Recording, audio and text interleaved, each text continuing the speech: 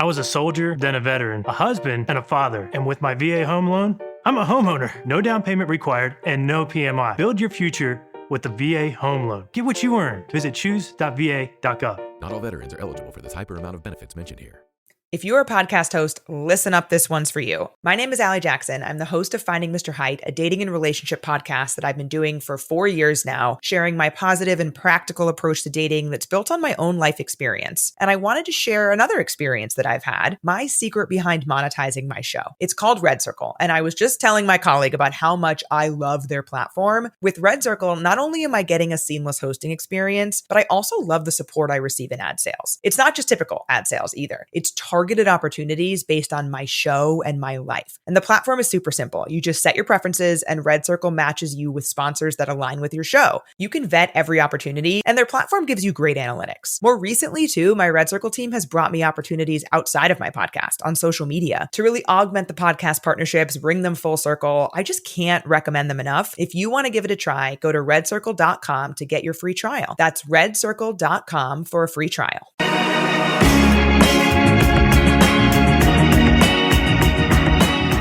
Welcome to the Trish and Sarah Wrestling Podcast. I'm Sarah. I'm Trish. And this is our podcast. We talk about wrestling news and various topics from different promotions, primarily AEW, but also New Japan Pro Wrestling, WWE, and topics from around the wrestling world. Whatever we find interesting, and we hope you will too.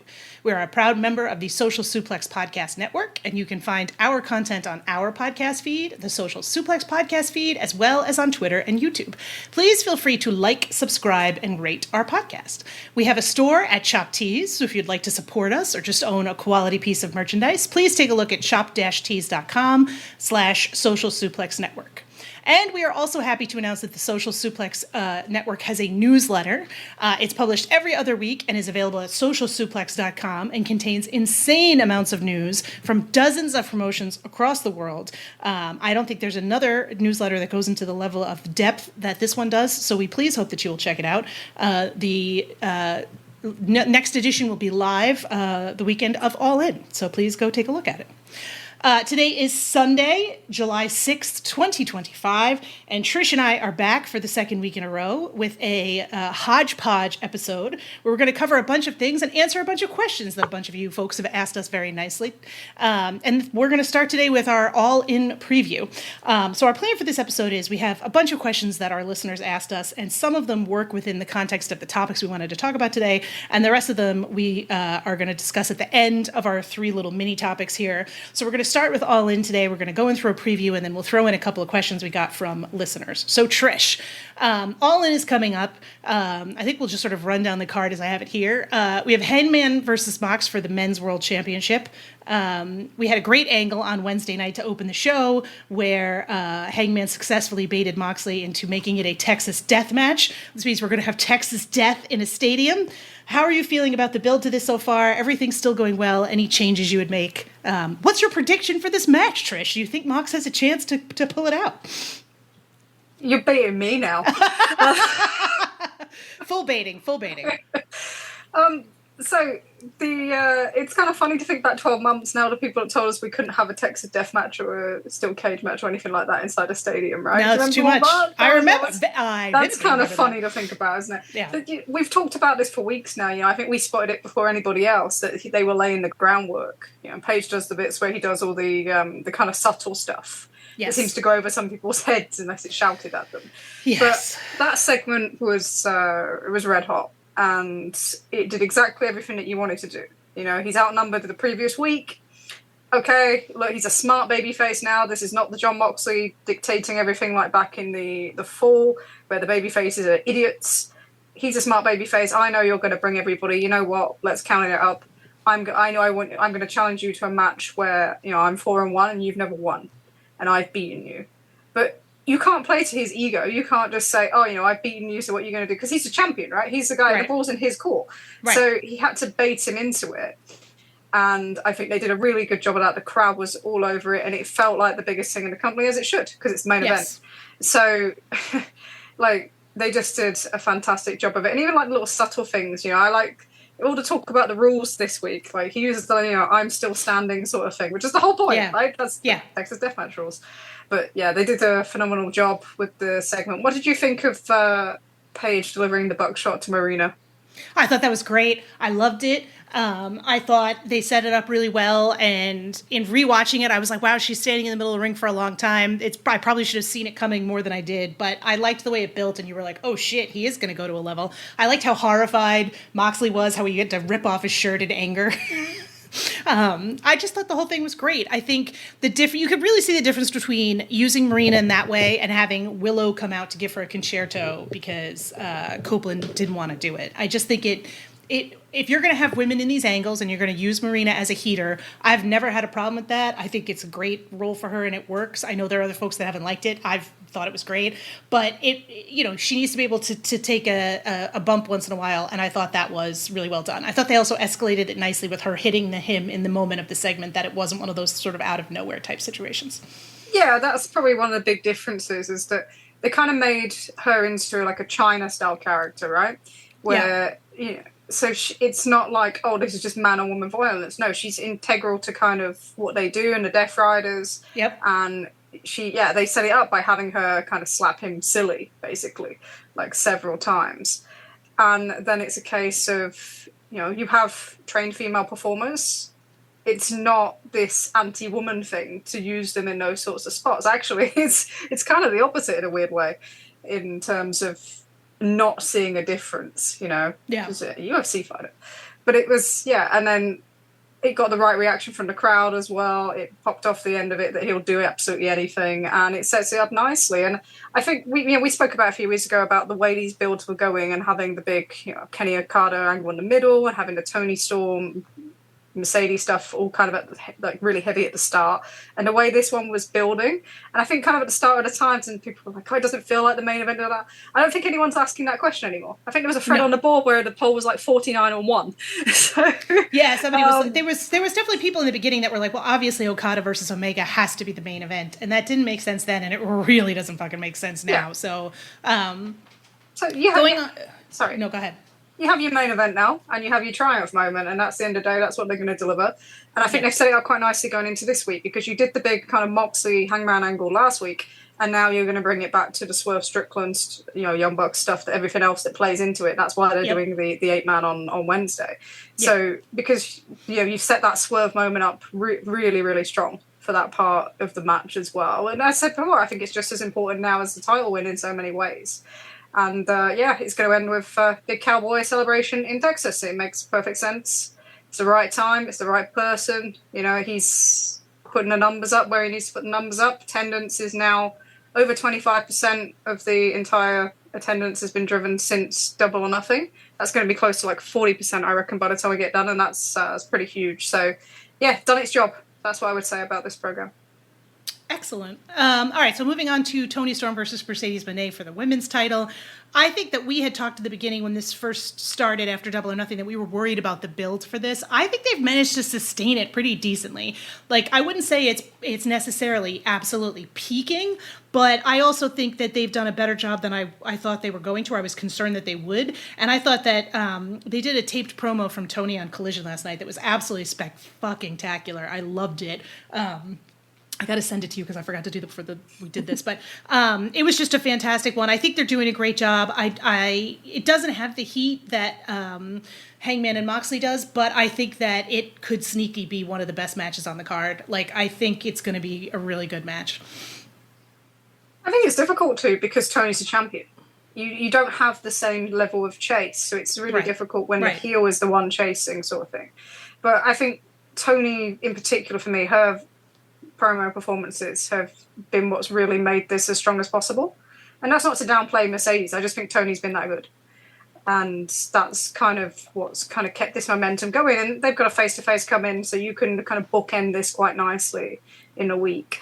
What do you think about this match? So my suggestion is, you know that you've got lots of big matches on this card, and you know that it's not main eventing. So what do you think about this taking the MJF slot, if you will, and opening the show? I think it's a great idea. I think you and I are in the same frame of mind when it comes to this. I think Mercedes has shown she can do some phenomenal opening. I think she's opened pay-per-views before, and I think they could do some fantastic stuff here. I think, this has a chance to be the best match in North America for women this year, right? Like, I think it's definitely a shot up there. And I think that those two opening makes a lot of sense, gives them an opportunity not to be overshadowed by anything later on in the show, and probably where I would put it, quite frankly. Yeah, I think it would make a huge amount of sense. And then it stops you getting that kind of dead crowd in the middle, possibly for the opening part of the match. Because if you come past after something really hot, you may be able to get the crowd up by the end, but you aren't in the middle. We saw the same with MJF and Will Osprey following the gauntlet, last year, that they couldn't even, that match with Osprey, the hometown guy, couldn't get the fans really into it until kind of halfway to 3/4 of the way through, because it was still suffering from the excitement of Gauntlet. I think the pacing of this show is probably a really important thing, because I know there's like a tendency to think, we can just put all the big matches at the end, but like they do in Japan. But in Japan, you spend half the card watching tags or things that don't really matter, and it builds. But that's not the way AEW do their pay-per-views, is it? They go a million miles an hour from the start. So having kind of a balance where you kind of go up and down, like a mini roller coaster, essentially, is kind of really important. But for this match in particular, I think the more profile position you can give it, the better. And the open, which is kind of like the second biggest spot on the card these days, for as much as most people see it, I think that would be, quite a powerful statement to make, to have them open the card. Because, the last one was the first time that women had opened the card for pay-per-view. Also, in terms of the main card. So I would continue with that format, I think, as well, I agree with that. Moving on to Okada versus Omega for the Unified Championship. This is fine. I did that just as you took a drink. That was so mean of me. I don't think the build to this has been the best, but I don't know that it needed to be. I think bringing Ibushi in for a week or two definitely helped. I don't think it's bad per se. I just don't think it's got the heat that like some of the other stuff does. So I'm looking forward to it. I think it's going to be a spectacular match. I'd probably put this one middle somewhere, just because it's in order to get, they're both going to want to go a long time. Yeah, so it's definitely a middle of the card match. Yeah. You have cool down after it, maybe throw a gauntlet after it, something that just gets pops out. We figure that out from there. But it's one of those, I think if you were really invested in it previously, you have a different kind of attachment to this. Yeah. And you probably have a different attachment to the story they've told. I like the fact, I know Kenny spoke about it in the interview that he did with Dave Meltzer and Garrett Gonzalez on Friday night, that they've attempted to tell a story in AEW with the Don Callis stuff and everything like that. And it's been pretty basic. And to be fair, I think there's some advantages to that, because neither of these guys on their own are strong promos in an AEW setting. No. At current. That doesn't mean that Kenny hasn't had moments in the past, but he's had that assurance of having Don Callis with him predominantly during those. But in recent kind of months and times and years, maybe, I don't think we've seen that kind of same level. So to take that away from them, to kind of rely on, you do the big angle, you then do the big kind of comeback, return like you did last week, and then you can do some kind of closing stuff this week without it having to be like the big long promo. That's probably beneficial to them, because the match, in terms of the names and the way that people respect those matches in the past, and even if you've not seen them, that you kind of know that they were something special, will carry it in that. But it's probably where it's fine for the position that it's in, if that makes sense. Yeah. If it was like you were leading with it, that would be different. But they're not. So I think it kind of fits where it belongs at the moment. I do think that Kenny has to win. I know that's... I don't disagree. Yeah, because of how much they've given Okada in this format, how much they've given him in this program as well. He's been bested predominantly, like God, even like last May, they laid him out. I know we forget that one, kind of half and half now, but it's kind of been very, very heavily to Okada. So I can see Omega winning this one. In fact, I can see the top 3 matches all being babyface wins, because when you look at the first All In, they had 8 out of the 11 matches were babyface wins. And I think they're going to want to kind of, not copy it, but you're just going to want that kind of big babyface moment, because you've done a whole year of heat now. I agree with that. We've had a year of heat, and we're also, it's a big stadium show. You want people to go away thinking, when they do the next one here, I have to go. And that was the same mentality they had with the first Wembley. And I think we're going to see that here as well. And then you've also got, fortunately or not, whichever way you look at it, you've got the comparison to WrestleMania, right? Yep. You had big heel wins dominating both evenings of the show. Yeah, they closed with the Cena title win, that sort of thing. So, and that was very disappointing, you know, that largely the reaction to that WrestleMania coming off it was really disappointing. So if you can deliver kind of the big free babyface wins here, especially when you're going up against when they're counter-programming you with Saturday night's main event and with Evolution and that sort of, and Great American Bash, counter-programming doesn't really count, I don't feel like on that one, but there we are.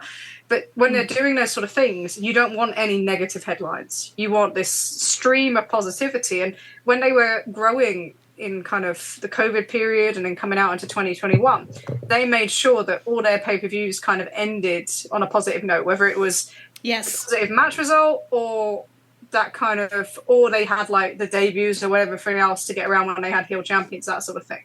So it's very much in their kind of pocket to deliver those kind of real big feeling positive moments and let that carry this event. And I know that's not always positive to some people because they're like, oh, we need heel victories, that sort of thing. We do, but on this show, on a stadium show, you want people to leave it thinking they've had the best fucking night of their lives, essentially. Yeah. That's what the energy that you then carry through the summer. That's what you want. So I do think there's a very high possibility that we see all three baby faces in the top 3 singles matches, getting the win. Speaking of matches where we might not see a babyface win, we have Swerve and Osprey versus the Young Bucks. You like that one? So this week they came up, obviously we'd had the whole EVP situation discussed, and they did their best. They clarified that this week. And the stipulation that came up was Osprey said that if they lost the match, Swerve and Osprey would not challenge for the men's championship for a full year. And Osprey was not on board with this and sort of had to be talked into it. I love this stipulation, Trish. I love it so much. I want Osprey and Swerve to lose. I just think there's so many reasons I love this. The first one is it feels like they're setting up so many different places that you could go if these guys lose, right? You set up a potential Swerve heel turn. You set up something for Osprey to overcome. You set up like just conflict and matches, and you set up an Owen match next year if you do get to the place where these two guys are the finals of the Owen. Like, there's so much that they're setting up with this. It feels like long-term planning. It feels like real character momentum for both guys. I am a huge fan of this stipulation, Trish. Give me your thoughts. So I think the discussion on this has been really focused around Osprey this week. But I think it's a bigger deal when you look at Swerve Strickland. Yes. Because the biggest money match available to me in terms of Hangman Page's upcoming reign would be a match with Swerve with the belt on Hangman. You're flipping the dynamics from everything. And, and you've got this mentality where you can look at where, since the cage match, Hangman's now figured it out and Swerve hasn't, and he's the one falling back. He's the one kind of facing the consequences of his actions and not being able to move past it to be successful again. So you have these kind of dynamics that you can play with. And going back to that match is like an instant draw, right? You can do that anytime, and it's like, with the belt especially, and you have it. But I do agree that it's quite a fascinating one because you don't need to go back to either of those guys. No. And he'll not be able to reign quite well. He'll be fine because we're now at the point where he can carry numbers by himself. Yeah. So, and also there are so many other people that he can work with potentially. And then you can have that undercurrent with Swerve underneath wanting to get to him. And then Osprey wanting to get to the main event at Wembley. You can play with all that. You don't even need to turn Swerve heel for that. You can do. You can, but you can also do it the other way. If you want to put them into, if you want it. Yeah. If you want him to, go into the tag division for a little bit and then kind of fall away from it, because it's not really what he wants, you can do so much things. It's just like you can pick and choose whatever you want to do, and then all of a sudden you've got this three-prong attack on the top of your card where they don't have to be in the main event, but they're still in massively prominent positions and still tied to Paige in that way. So you set up the eventual matches between them and Paige. As I could have beaten you. I could have won this belt, but I couldn't challenge. And then you have the tension between Swerve and Osprey, where Osprey's like, look, let's go on and win the tag titles. And they do, but like you said, they're never quite satisfied with it. And Swerve is pissed off more and more. Like, there's just so many fucking great places you can go with this. Like, it's fantastic. And I really, really hope they lose. I hope we don't get a babyface win in this, because I just think it's, you know, I don't know. I'm really thrilled with this. For the immediacy, I think it helps more for them to lose for the rest of the night as well. Because it's going to piss Swerve off, right? And then he comes at the main event, and then he's got to make the decision of whether he's going to take that anger out on Paige in the same way that Paige did when he lost the gauntlet last year. Yep. And then you're going to have that moment where he doesn't, you know, where he has that kind of, the brain just kind of goes, you know what, I can't do it. And then plays into it in the main. So I think, and then Hangman's, and then he keeps going back and being like, you wouldn't have won if it wasn't for me. Like, I'm the one who got you this championship, and now I can't even get a shot. It's fucking beautiful. And that sits underneath in Paige's psyche as well. Like, there's so many, I think it's so much more interesting if they lose than if they win on this occasion. Agreed. Hardcore agreed. Speaking of extremely interesting, we have Adam Cole versus Kyle Fletcher for the TNT Championship. That's not fair. I'm so mean-spirited today. Poor Adam Cole. I think this is kind of a no-brainer. I think Fletcher's got to beat Cole here. You know, I think this is your, like, cool-down match, right? And I think you were the one that was like, I'd put this right before the main event. I was literally like, who's going to go between, like, you know, who's going to go second to last, and why is it Adam Cole? Because that's been, like, continuous. We've seen it with the end of the 4-hour collisions. He's been in that kind of dead slot. He's filled that in a lot. They did it on a couple pay-per-views. They did it Double or Nothing, actually, didn't they? They put the they did. Paragon they did. Stuff there, and the Doncaster family. So I fully expect that to go in the one of the cooldown slots. Take your pick, probably second to last. I don't know. You've got the trios match that's still not officially announced that's come in, and then you've got the tag team title match. They're your 3 cooldown matches. Fit them in wherever you want, wherever you need to pace it out to give your fans a break. But do you think that? Do you think Pac is back for the trios match, or do you think they sub somebody else in? I think the most intriguing person, if they're available, would be Hook, because you've done the tension and you had them replace Hobbs with, you know, as a tag champion. So I think that would be the most interesting person. Or are we getting Gabe Kidd? Oh God. I think I'd rather it be Hook than Gabe being wrapped in more with the Death Riders at the moment. Possibly. I guess they've left that off officially right now, so I gather that'll be something that's maybe part of this week, Wednesday, because you know, we expect the Death Riders to get one up on the baby faces, and there'll be some sort of tension between Swerve and Hangman on Wednesday. That should all play into it, right? So they're either, the Death Rider group with the Bucks are either going to win the match or they're going to get a beat down after, right? You need the heat going into Saturday. So you could have Gabe involved there. That would make sense. But whoever it is, we'll probably see Saturday. But I think Hook's probably the most interesting story option. Hook would be cool. I agree with that statement. In terms of other matches, we have the Women's Gauntlet. The only announced participant for that so far is Chris Statlander, who won the first spot in that 4-way, I think a couple weeks ago. Yep. We have the Men's Gauntlet, where we have Mark Briscoe coming out first. We have MJF coming out second, and then we have Mystico is announced for an appearance in the Gauntlet, which I think, you know what, let's just throw everything at it. I think it's a great option, and it gives them a lot of choices here. Like, I think those gauntlets should be good. Hopefully they don't take up too much time and eat the crowd too badly, but I'm guessing they have some ideas for them. That's a big challenge, because they did suffer the middle part of the show last year after the gauntlet. Yes. You know, we spoke about MJF and Will, and then, you know, there was nothing for Mercedes and Britt. Like, from the start, there was just no energy. And part of it was a result of those two going back to back. And, you know, I've been to shows with double Royal Rumbles, and it's really difficult to have 2 of those things and maintain. So, yeah, you've just got to kind of get them right. I'm slightly disappointed that there's no other women's matches on the show. I think that's a mistake. You've gone all in on Mercedes and Toni Storm. You know, it's the biggest women's match that you've got. Okay. And I think they've given good time to that, but I do think there's not really been much underneath. And the fact that we have so much time spent on the men's gauntlet with MJF and so little time spent on the women's gauntlet, and we only know, Chris has got number one spot but nothing else, and there's no real build elsewhere at that, outside of, tension between Willow and Chris, which isn't really a gauntlet thing. I just don't think like there's been enough given to that division in the same way to men. There's not even like a equivalent of like an Adam Cole and Carl Fletcher, right? No. So that's kind of a shame, but that's something that could have been better, I think. Do we see Marina in the gauntlet to sort of further this weird storyline with Statlander and the Death Riders that they've been telling, or do you think that gets pushed off to after All In? That's an interesting one, isn't it? I wonder if that comes before or after the op stuff with the Death Riders. It depends if they do an angle there or not, I guess. Because in a way, not rather than Marina, it's like, is Yuta going to be out there? Which is probably a question I would ask on that one when it comes to Chris. Because that seems more of the connection, right? So possibly. I think Chris has to be, pretty much majorly involved in that finish somewhere.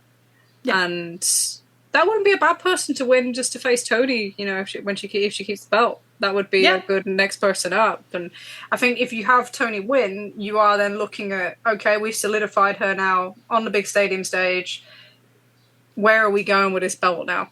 You're looking at then who, because it's not something then you leave with like a huge amount of longevity afterwards. You don't need to leave that belt on her for a huge amount of time. You then start to look at your kind of succession plan. So I don't think Chris is a bad option in that regard. I think she's a pretty good option. I think probably overdue, to be fair. Yeah. And then you can reignite the stuff with Willow one way or another. And that would be pretty good, because I felt like they pulled away from that far too quickly last year. And, Agreed. It would be good to go. It's good to go back to that. So. And then last and least, we have the Hurt Syndicate versus the Patriarchy versus Jet Speed for the tag titles. We had another beatdown angle on fucking Wednesday night where the Hurt Syndicate, I think they actually took a bump, maybe 2 this time, and then beat down Jet Speed over and over and over and over and over again. It was a mistake of an angle because it was too so similar to the main event angle, which should have been ring-fenced. But also, when they did the match and they tried to give him some heat back, and it's like, oh, we're going to have Kevin Knight win, the crowd just didn't care because you told them they're geeks, right? Yeah. So that's when you get an angle wrong, it can then reflect onto you. You can give somebody a win, and it becomes across as meaningless because you've got the angle wrong to start with. So I don't care. I don't care. Just fix it. There needs to be some work done with these guys to ensure that we're not killing every babyface, that you can be dominant and not like destroy people in the way that they then lose kind of any of the crowd belief in them. Because if you were to put the titles like on Jet Speed at this one, they'd be a sitting duck, essentially. No one would believe they were worthy of being tag champions, and that's a mistake. You should never go into a big match like this and not have a team that feel like they could be viable to actually like be top of a division that's struggling. It's been struggling for a little while now. So, moving on. I expect Hurt Syndicate to lose here, but I suspect that they will do the thing where somebody else, either Nick Wayne or Bailey or Kevin Knight will get pinned, or Christian will pin one of those two guys. That's kind of my suspicion of how it'll go, but we'll see. Like you said, I kind of keep the belts. I think they'll keep the belts and probably drop the. I could see them dropping to Swerve and Osprey, and you do that. Yeah, maybe. Especially if you're going to run MJF and Page back, which they've been building towards for a while now. So I could see that. But at the same time, it's like, I think that would be preferable, because if you have to drop here and they're not involved in the finish especially, it's such a fucking cop-out, and it means that you've achieved absolutely nothing with the reign. So I think they'll win here. And it's one of the few, heel victories that you can really see on this card quite easily. So you could look at it and I can probably see like 3 or 4 max sort of thing, maybe 5. So I could see it. But yeah, that's. I think that's pretty much it. Who have you got for the men's gauntlet? I think it's MJF. Yeah, I do too. No brainer. I think they've been clearly setting up MJF versus Hangman as his first defense. I think so. I think it I'm makes sense excited because it's going to put the fear of God into everybody. But I was going to say, I'm excited to see everybody lose their fucking minds about it.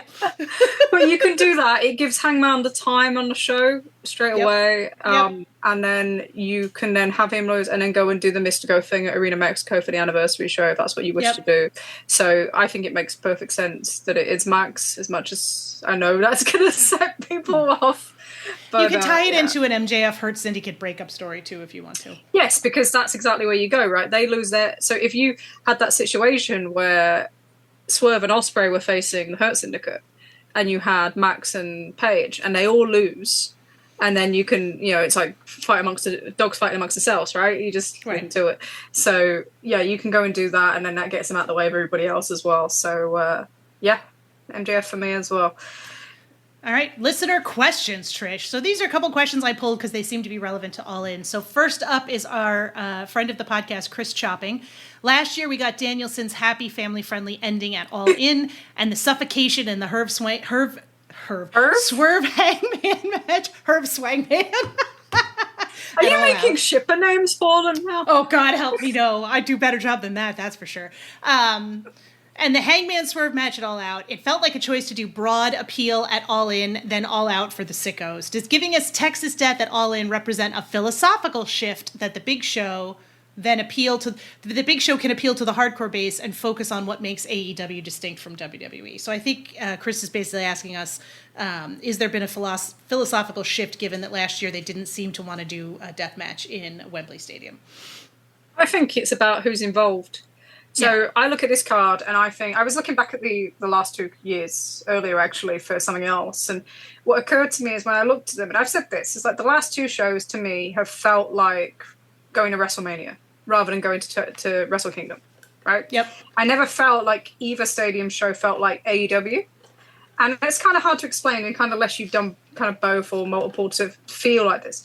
But it doesn't feel any different. It's like a big stadium show, very much WWE style production in that regard as well. And then the way the matches were laid out and the way everything is done is exactly what I would expect to see at WrestleMania 10 years ago in a lot of places. So in this regard, like you've got so much in a mix in this where it does feel much more like an AEW card. And we're going to hopefully see that play out in the stadium or get an idea of what AEW is in a stadium itself. And having something like a Texas Death Match, that's not unusual to be in a stadium at all, especially in Texas. Maybe not modern, but it's like, that's not something that's unusual in there. I think it was a stip that always made sense here. It was something that always, should have been in there. That sort of thing is so part of their psyche that you shouldn't shy away from having stuff like that in a stadium. It's like, you are playing to your base more. It is about you being you. So, absolutely. Maybe there is a shift, but I don't know if it's a shift or it's about the people that are involved who are up and down this card, because I think there's definitely a shift away from more of a WWE-style mentality in terms of who's in the key spots this year than what we've seen in the past 2 years. For me, it feels like a shift away from nostalgia. This match, to be fair, I do think there's some clear nostalgia pings on this card, especially Okada versus Omega. But I think this main event is a turn away from nostalgia and a turn towards like the people that we actually have like on our roster. So I'm excited about it, and I think it's going to be great. With similar note, we have Sean Darksons asking us, granted, this all hinges on if they stick the landing. Do you think AEW, in hindsight, and even though they did pivot, do you think they made the right decision not going with Hangman last year at All In? Oh, God. This is a tough question to answer. I think what we're having now is so great that I'd be tough to say, I wouldn't want it. But I also think that if we had Hangman versus Swerve at All In, it would have also been great, and I would have really enjoyed that too. So, I don't know if one thing is better or worse. I think it's hard to say from my perspective whether I think this is better or worse. This is a proviso that this is a pivot, right? Because this wasn't what they were going to do. So if they had gone with what they originally planned to do and have Darby back for the Owen, and Paige wasn't in this position, then you'd look at it as a huge missed opportunity still, and it'd still be a complete failure that they didn't do it last year. Right. There's a part of me that thinks they got lucky in the fact that Paige is able to keep himself as hot as he is and keep that undercurrent and that support, and you can get away with that. So it's the same way that like Gato got away with the Naito thing, right? Got away with Wrestle Kingdom 12, essentially, because of the way that the fans connect to that character and the way that they believe in him. And it's probably similar with Paige in the way that he managed to get through, a very wonky autumn, fall, and winter, and come out the other side. So do I still think they should have gone with him last year? Yes. Do I think that you could now still be able to capitalize on everything that happened there and everything that's happened since this year? Yes. So I don't know. It's not really a great answer, is it? You can look at the immediate business that they did after and look at the business they're doing now in this build up and how this build is achieving more than that one did, and the way that things fell apart, TV wise, live attendance wise, everything like that last year after that decision was made. And you have to wonder. So, but I'm going to argue this in my head, I think. Yeah. I think this is one of those, this is a difficult question and a good question, and we're glad you asked it of us, but I don't know that we could definitively say one way or the other. Yeah, it's a different thing if they're not doing that this year. So, and I think the biggest thing for me is once they made the decision to turn him face, I think it could only have ended up here. Because I don't disagree. Anything else would have felt cheap. You squandered the heel turn so badly that then there was extra impetus on the face turn, and they're playing into the 3 years that he's spent kind of on the sidelines and on the undercard and doing other bits and pieces. But that's kind of it. So it's like the biggest decision was, okay, you got away with it last year under that he's on this heel thing, but once he goes face, then you can't do anything else. And we're here. So there we are. Question from Eva. When do you believe the pivot to Hangman main eventing All In occurred? Do you think how Tony Khan views Hangman has changed, or will this be similar to his first title reign, where Hangman will get his moment only to be cycled downwards in the aftermath? Great question, Eva. We talked about this a little bit last week. That January collision where Hangman and Christopher Daniels, and there's another really good question about this that we'll get back to later. Hangman and Christopher Daniels had the high point in the ratings, and then the main event was an 8-man or a 10-man tag? 12-man. 12-man tag with Jericho and Moxley on the same side, and that just being absolutely destroyed, at least online. I'm not worried about Hangman getting downcycled after the win this time. Are you and I on the same page as that, or are you worried about it?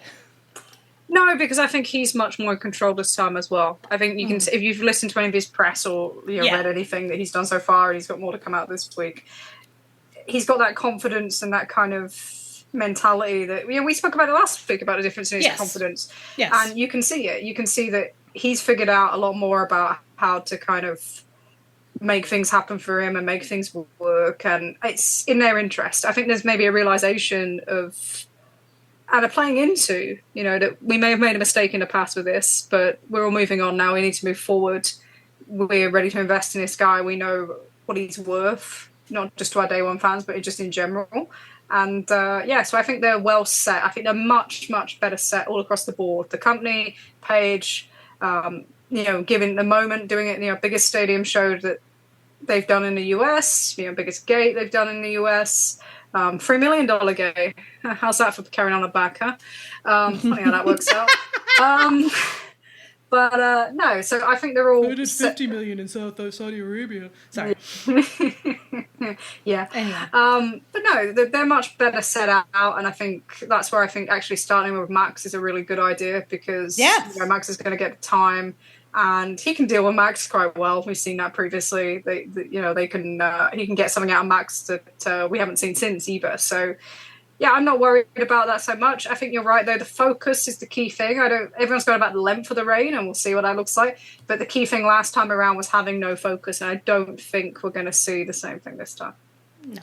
And then our last question from our good friend Rambone Slampig. On the last podcast, we talked about how cycling out some of the older, overexposed wrestlers and focusing on newer stars has helped make the product more entertaining, amongst other benefits.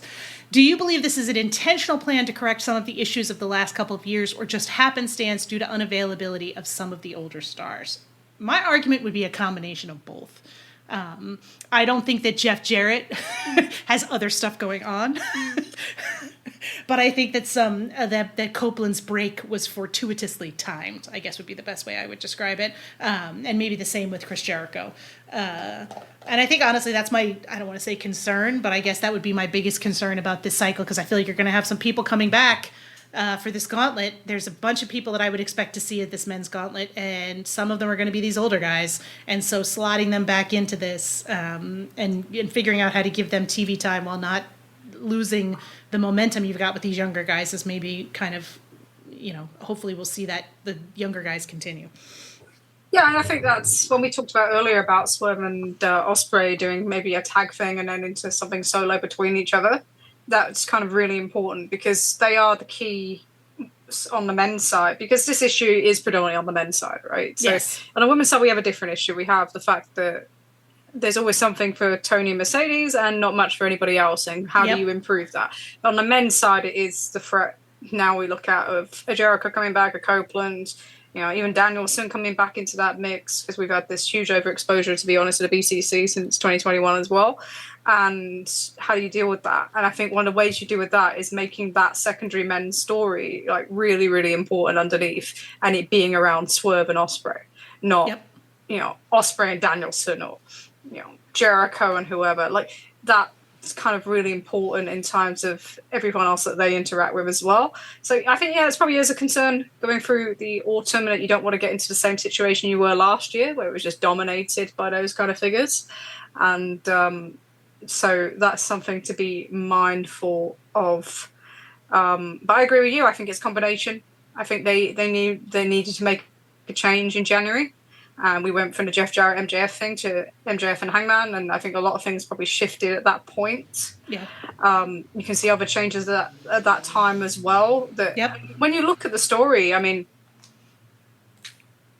when you look at how Paige's story has come together, you can see like a flow from that period of time now, where you could look back and say, okay, did we make the decision to start going with these younger guys there and move away and put him in that position, and then everyone else kind of moved in a corresponding manner. But I think that the programs are just so much fresher having that pace in matches as well. We're not having some of these guys as well. Yeah. So you think about like tag matches. Now we have the tag matches that pretty much works like a PWG kind of pace, especially with now the Bucks back. And previously we had these kind of very slow, plodding tag matches, felt like very much Raw 2011, maybe even earlier. And we've moved away from that now, and you've seen more of what kind of AEW is, rather than this kind of WWE formula that we were using when we were using the Jerichos and the Copelands and that sort of thing. So, I think it's something to be guarded against. It's just about how you manage it at the end of the day. All right, so that's our All In preview, folks. Trish and I will be at All In this weekend, along with a lot of our friends at Social Suplex Network will be there.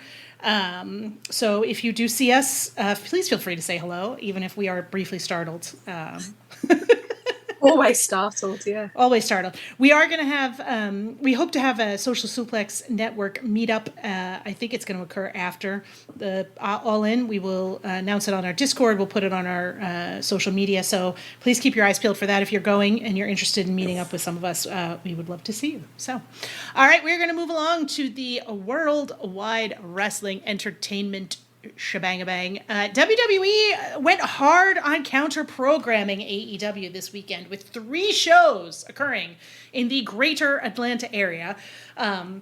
Saturday afternoon, we have the Great American Bash, which is an NXT pay-per-view. And we're going to bring in some ticket sales information for this because I think it's kind of interesting, and there's been some sort of weird misinformation about the ticket sales floating around the internet in the last couple of days. But As of WrestleTix estimates yesterday, July 5th, the Great American Bash had 593 tickets out of 772 capacity. It's in a smaller theater for the show. The get-in price, the cheapest ticket available, is $183.70. And that is Saturday afternoon. I think it starts at 1 o'clock. I could be wrong on this one. I did not check start times when I did my research. It's the same time. It starts at the same time as All In. Starts at the same time as All In. And then Saturday night is Saturday night's main event. That's currently got 10,731 tickets out of a current 12,785 seat setup. The capacity for the building with a wrestling setup is 15,791. So they'll probably do 12, if not a little bit over on this one, I would think. I think they'll get up towards 14. They did 14,972 back in October there. I think they'll get up to capacity with the way that they do their last week's sales. Last week's sales. Their cheapest get-in ticket for that show is $103.35. And then we have Evolution pay-per-view, which is happening on Sunday night. It's in the same venue as the great Saturday night's main event, which is is it that basketball arena for State Farm Arena? Yeah, it's a big basketball arena. So they currently have 4,804 tickets out as of a setup of 6,652. And then obviously capacity is the same, 15,791, with the cheapest ticket, $56.75. So the ticket sales for Evolution, the big confusion yesterday was over the combo tickets. And I know WrestleTix had a little bit of difficulty computing those, but his estimate for 4,804 is not based on just the solo tickets. That's based on the solo tickets and the combo tickets. Yep. So the idea that there's actually some secret, there's actually secretly 12,000 people, that's not the case. The ticket estimate for this is 4,804 people. Anybody can just look at numbers these days, Trish. Yeah, well, unfortunately. Keep saying it, numbers aren't for everyone, unfortunately. Numbers are not for everyone. It's frustrating. This may be the condescension part that they keep talking about when it comes to me and you, but whatever. Anyway, all right, I'm moving on. So we had some leaks about Evolution this week. Fightful had a report that women in the locker room were unhappy with the way that Evolution has been pushed and promoted. They're unhappy that it's been used as a counter program against AEW that weekend. I think Dave Meltzer said that the original date for Evolution, it was originally supposed to be happening in Connecticut at the Mohegan Sun Arena this weekend tonight. Last night, I beg your pardon, July 5th. So that would have been a weekend earlier, but they decided to push it to Atlanta. Worth pointing out that the All-Star Game, or the MLB All-Star Game, is in Atlanta next week. And Beyonce has 4 shows in Atlanta this weekend. They are not going head-to-head with Beyonce for Saturday night's main event, but they are going head-to-head with Beyonce for Women's Evolution. We talked about this weeks ago, Trish. And you said they were going to put this up there. The card is brutal right now. The Women's Evolution card is Jacy Jane versus Jordan Grace for the NXT Women's title, Io Sky versus Rhea Ripley for the Women's World Championship, a Battle Royal for the title shot for their Paris PLE, Tiffany Stratton versus Trish Stratus for the WWE Women's Championship, Jade versus Naomi in a no-holds-barred match, and Raquel and Roxanne versus Alexa and Charlotte, and 2 other teams to be determined for the Tag Team Championships titles, which Liv Morgan had to, I don't want to say sort of semi-vacate when she went out being injured. And it seemed like a lot of this build was around Liv Morgan, and then when she went out with that shoulder injury, they kind of had nothing else. Io Sky and Rhea Ripley just got announced last week, I think. So there's a number of questions for this, but we'll start with, you look at the ticket number and the Fightful report, and it's like, yeah, they were set up to fail.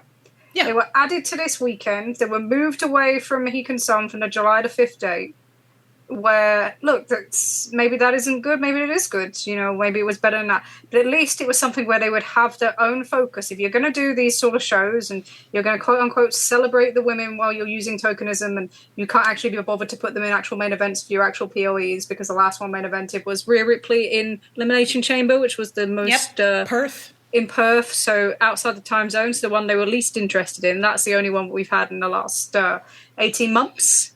Versus Nia Jax. Yes.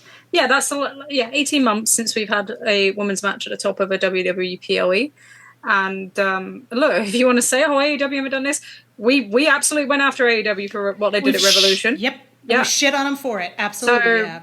not interested. But it's like, for them, you've had all that time. So what have you come up with? So you are putting them up against it. You are putting up against your own competition because you're putting a retirement match with Bill Goldberg the night before in the same arena. Okay, so which one's going to get more interest and attention? Well, it's probably a retirement match. What have you got that's like a USP that's going to bring people into this show? And there is nothing on this card that is like that. Now, Io Sky and EO, I would get told off for that, don't I? And Rhea Ripley. You listen, I'm going to say to you what people have said to British people for years. You pronounce it however you want to, sweetie. That's fine. I support you. Thank you, American sarcasm. You want to say claret? You go right ahead. Look, you say tomato, so don't even start. Tomato! Yeah, don't even start on me on that crap, right?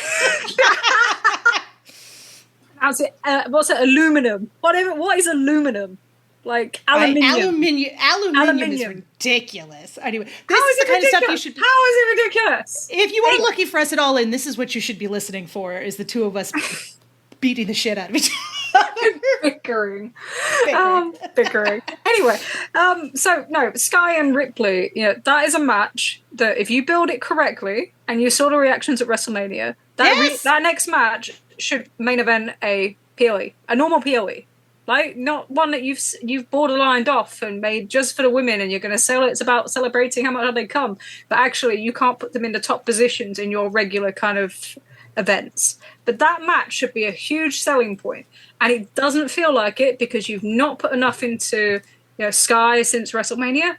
And you've not built Rhea up enough either. And you've kind of messed around with a character with all the other stuff that they've done. So we've now got a world title match that should be a main event world title match to draw. And it can't because you've handicapped them.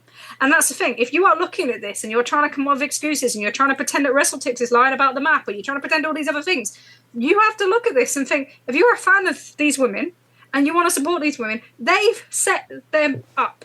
They've put them up against Beyonce in the same area on the same night. They've put them up against their own competition the night before with a much bigger drawing match because of the nature of what it is with having a retirement match with a guy that comes from that area. Then you've got the All-Star Futures game in the same area on Sunday as well. Then you've got the issue of people coming in for hotels and that sort of thing, for not just Beyonce and the travel and the parking, but also for the MLB game. You have absolutely stitched that roster up. And then what have you given to them on, have you been building it? Oh, you were building the Liv Morgan thing. Did you adapt? Did you think about how do we build this up? Because we now need to do more, not less, right? And you've not. So what you've done is you've thrown out a card out there. You've basically made the two championship matches like fucking Pokemon, like I choose you. Like that's the champions called the matches, not the challengers. So yeah, that's great. Yeah, fucking dumb fucking babyfaces either. But Tiffany Stratton, the idea that she's still a babyface is ridiculous. But that's what they do. But it's like, you've put no effort into this. Everybody knows you've put no effort into this. And for why? Because you want to flood the marketplace. Because you want to take attention away from an AEW pay-per-view happening the day before. And you know what? It's failing in that aspect. Yeah. Because you're not seeing everything about these two shows. You're seeing still everything about All In because they're getting that one right. So what you've done is use an entire division and basically an entire locker room in your company and undermine them so you can get a few thousand less eyes on something else elsewhere. Like, that is not pushing your division forward. That is not pushing women's wrestling forward. It's not making these people stars. You are undermining every single person involved in this thing. It's a fucking joke. It's an embarrassment.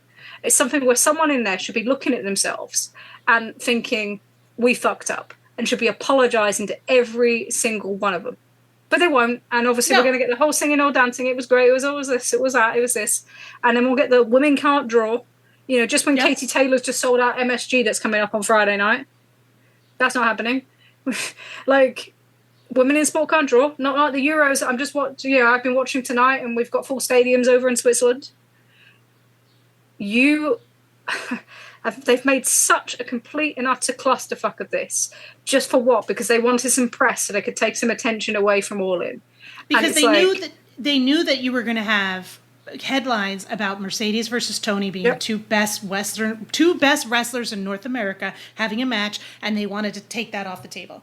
They wanted to try and remove those headlines, and they've done. Io Sky has had 4 matches since WrestleMania, 4, and 2 of them were tag matches.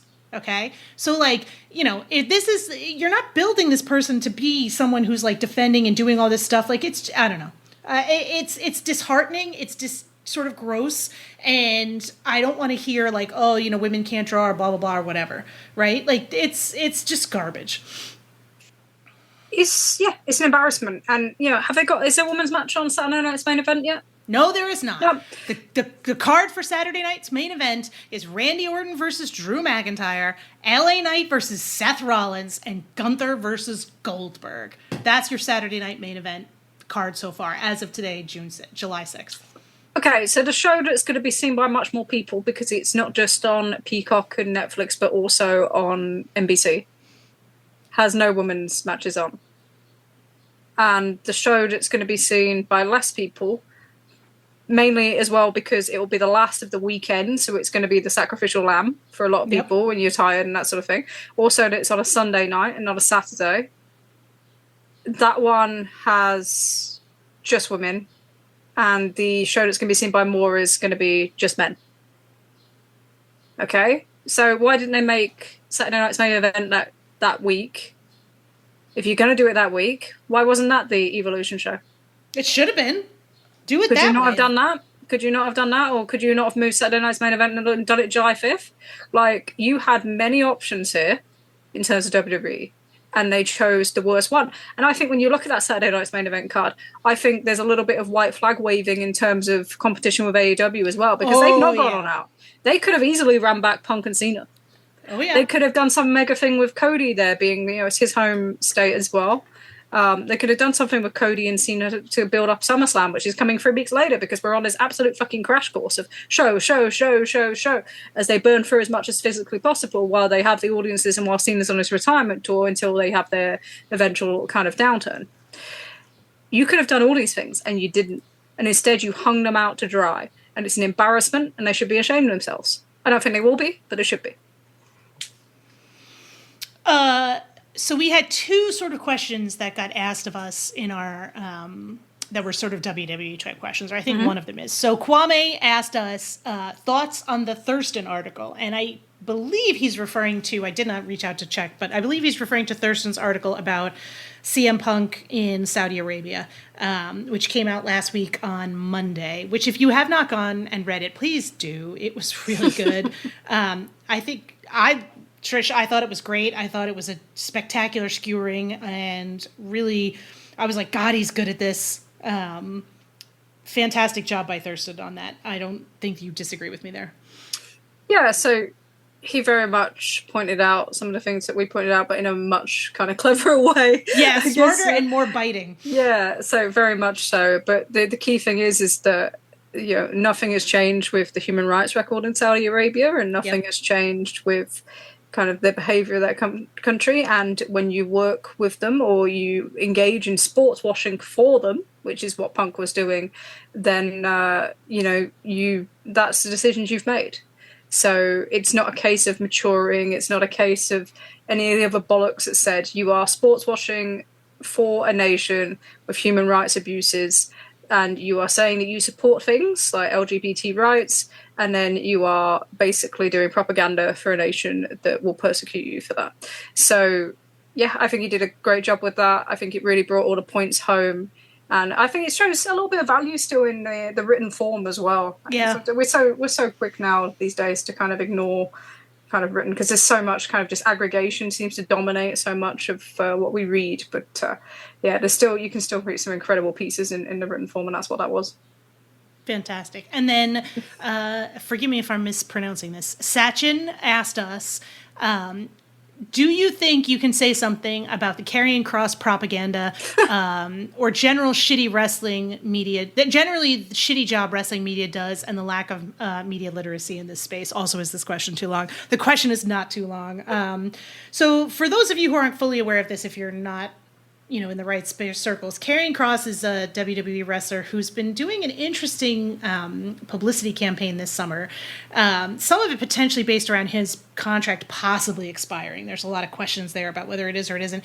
And there's a lot of, I would say, what seems to be astroturfing articles about how great Karrion Kross is, how he has this connection with the fan base, how he has all these people rooting for him, how he's this incredible promo. And the only thing I can say with a lot of this is footage not found.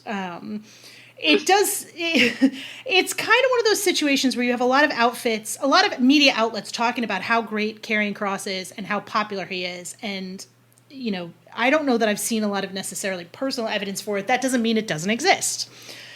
I don't know. This is one of these things where you see this a lot with WWE. They push a lot of media narratives. They send out press releases. And Joe Lanza at Voices of Wrestling has done a lot of great work on this, where he's talked about the similarity in the language that you see a lot of these tweets and a lot of these reporters using when they report on WWE.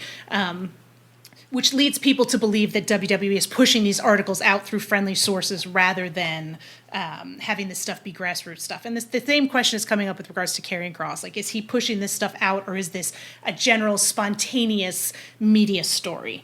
I don't know that I could say that I would blame Karrion Kross or any wrestler for utilizing any tools at their disposal to try and keep a job, especially a wrestler, and I want to be as kind as possible, as mid as Karrion Kross is. This is not a man lighting the world on fire. And if he feels like using his contacts in the wrestling media to get favorable headlines ahead of a potential contract re-renewal, I can't necessarily blame him. I think my question would be that if you're a media outlet, like, is this worth whatever information? With the suggestion obviously being that, Karrion Kross is doing this in exchange for sharing information with these media outlets about what's going on backstage. Obviously, all of this is alleged and suggested. I'm not accusing anyone of anything. This is what our question is about. I think that you have to be careful. It's probably what I would say is when you're synthesizing information from wrestlers about wrestling, you have to kind of keep your eye on whether or not you're getting the full story or you're getting a piece of a story, and you have to kind of think about it. And I do think you run the risk of losing and damaging your own credibility when you push stuff like this. But I also say this from a privileged position of not doing this for money and just putting out a podcast every 2 weeks for the lulz, basically, because I have another job. I don't know what it would be like to be reliant on this kind of stuff to, earn a living. It's challenging, and that's kind of a tough, I don't know how good my answer is on this one, Trish. I think I certainly would probably not do this myself. But like I said, I'm in a very privileged position, and I don't know that I could, that's kind of where I'm at.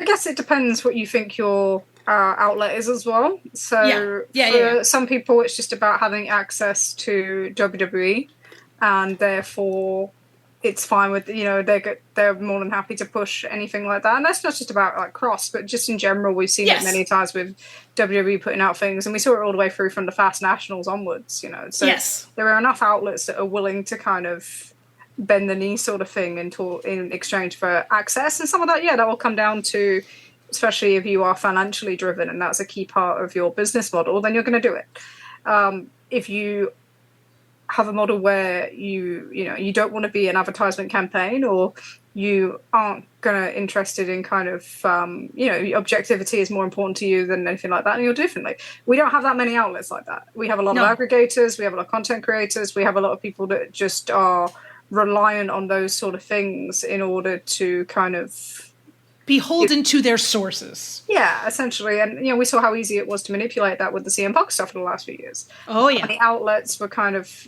beholden to that. So, yeah, it's one of those things. I think you'll probably see more of it the way that media is changing. And to me, I always think that that's something that we always have to challenge, is that we have to look at things like that and try to give objective viewpoints and kind of challenge sometimes where things are falling from being news to propaganda.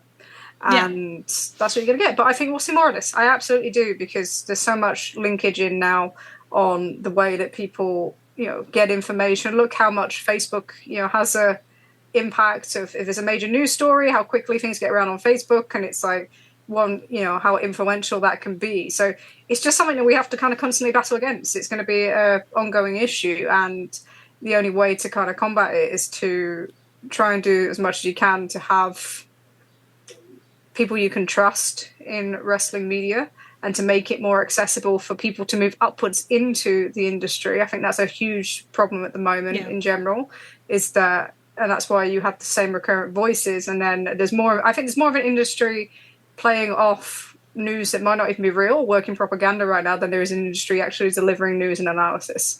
And that's something that I think everybody has to, challenge and change or attempt to, because that's not just a wrestling thing.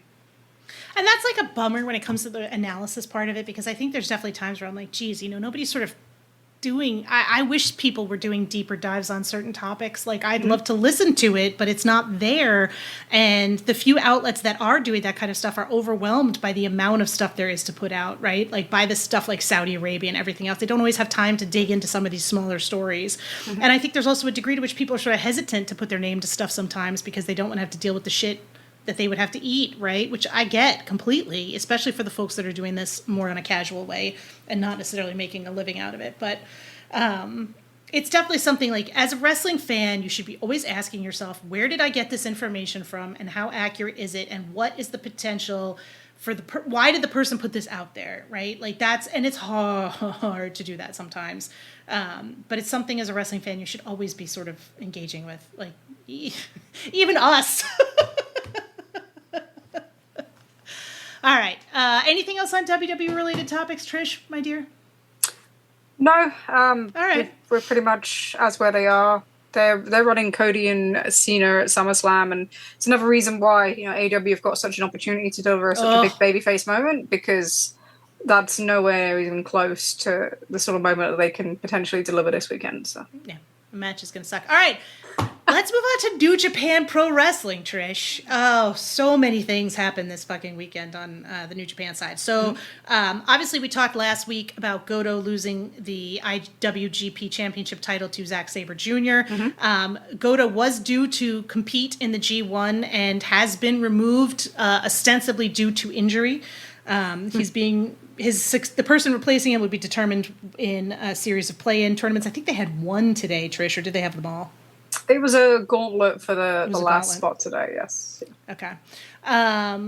So with Goto out of the G1, there is now even more pressure on Tanahashi, because I don't know that you could say there's even a single other person other than him who's a ticket draw for any of this. There's no Naito, there's no Hiromu, there's no Desperado, there's no Goto. Like, yikes. What do you think is... Yeah, I know. What do you think is the potential worst case scenario here, or do you think Tanahashi's going to be able to make it through the whole G1? So there's so many things to this. So what we talked about last week in terms of Goto always being planned to drop the belt around this time. It was always going back to Zack before the G1. I think we talked about it last Sunday. That's kind of been backed up by Super J-Cast, Voices of Wrestling, and The Observer. So that appears to be pretty much completely accurate. And I know I'm going to be careful how I say it, but Goto's absence from the G1, I'm not sure how much of a shock this was to them. I don't think this was perhaps a sudden thing. When I look at Tai Chi going in, that setup, you can see the kind of setup from that for some of his backstage promos. And also it makes sense for him to be that guy in, because they're starting this tour back in Hokkaido now, because the venues are back available there. That's just where they've traditionally kind of started the G1 in the recent times. So that all makes sense to me, and it feels as though they knew this was coming, and I think that's pretty much the information that others have had as well as us. And with that in mind, you then have... Yeah, as you said, a huge amount of pressure on Tanahashi. And you watch him in the Gabe Kidd match, and you watch him really, really struggle as he did. And you have to think, there's a lot of smaller buildings on this tour. This tour is not benefiting from its normal Osaka buildings. There's other things now. Obviously, we've just lost the Aichi, the prefectural gymnasium that just closed, where we just had Tanahashi Jam. So... do you need to risk Tanahashi on this tour, when you need to get him to the Tokyo Dome, when you've set him up as a big attraction for Forbidden Door, do you need to risk him? Because it's one thing to do 5 minutes with Tiger Mask and barely have to move around and that sort of thing. But when you go out to Adachi and you do the main event slot with Gabe Kidd and you struggle like that and the crowd is dead. And look, that crowd is a particular one because that is Naito's hometown, and that's a date that was disappeared and brought back, the Seoul Tour one on Friday, this past Friday. So they knew that one was an issue. But the crowd has nothing. And you have to wonder, especially in the big cities, maybe not so much in the smaller towns, but in the big cities, is it doing more harm than good? Because you're putting him out in these big slots, and he's not, as someone said to me this week, he's not Tanahashi anymore. He's not the ace anymore. They've come to see the last of the ace, and what they're getting is a guy that is incredibly immobile, who can barely move, who needs a huge amount of recovery time in matches. And you have to balance that. And it's not like, especially that we've seen in Tokyo there, like that number was down, and you can look at, obviously, remove Naito, but you're down over 1,000 in that town. That was a really, really poor showing. And they're hoping that Tanahashi can kind of save these numbers through the autumn, especially through the G1 now that you've lost, Hiroki Goto, who's been the draw in the first part of this year. And it's a lot to put on him.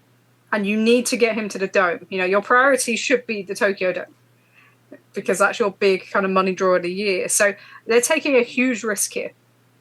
And I don't know if it's worth it, especially when you look at the venue lineup that they've got. And it would be much better to me to unfortunately say, look, we got to take him out.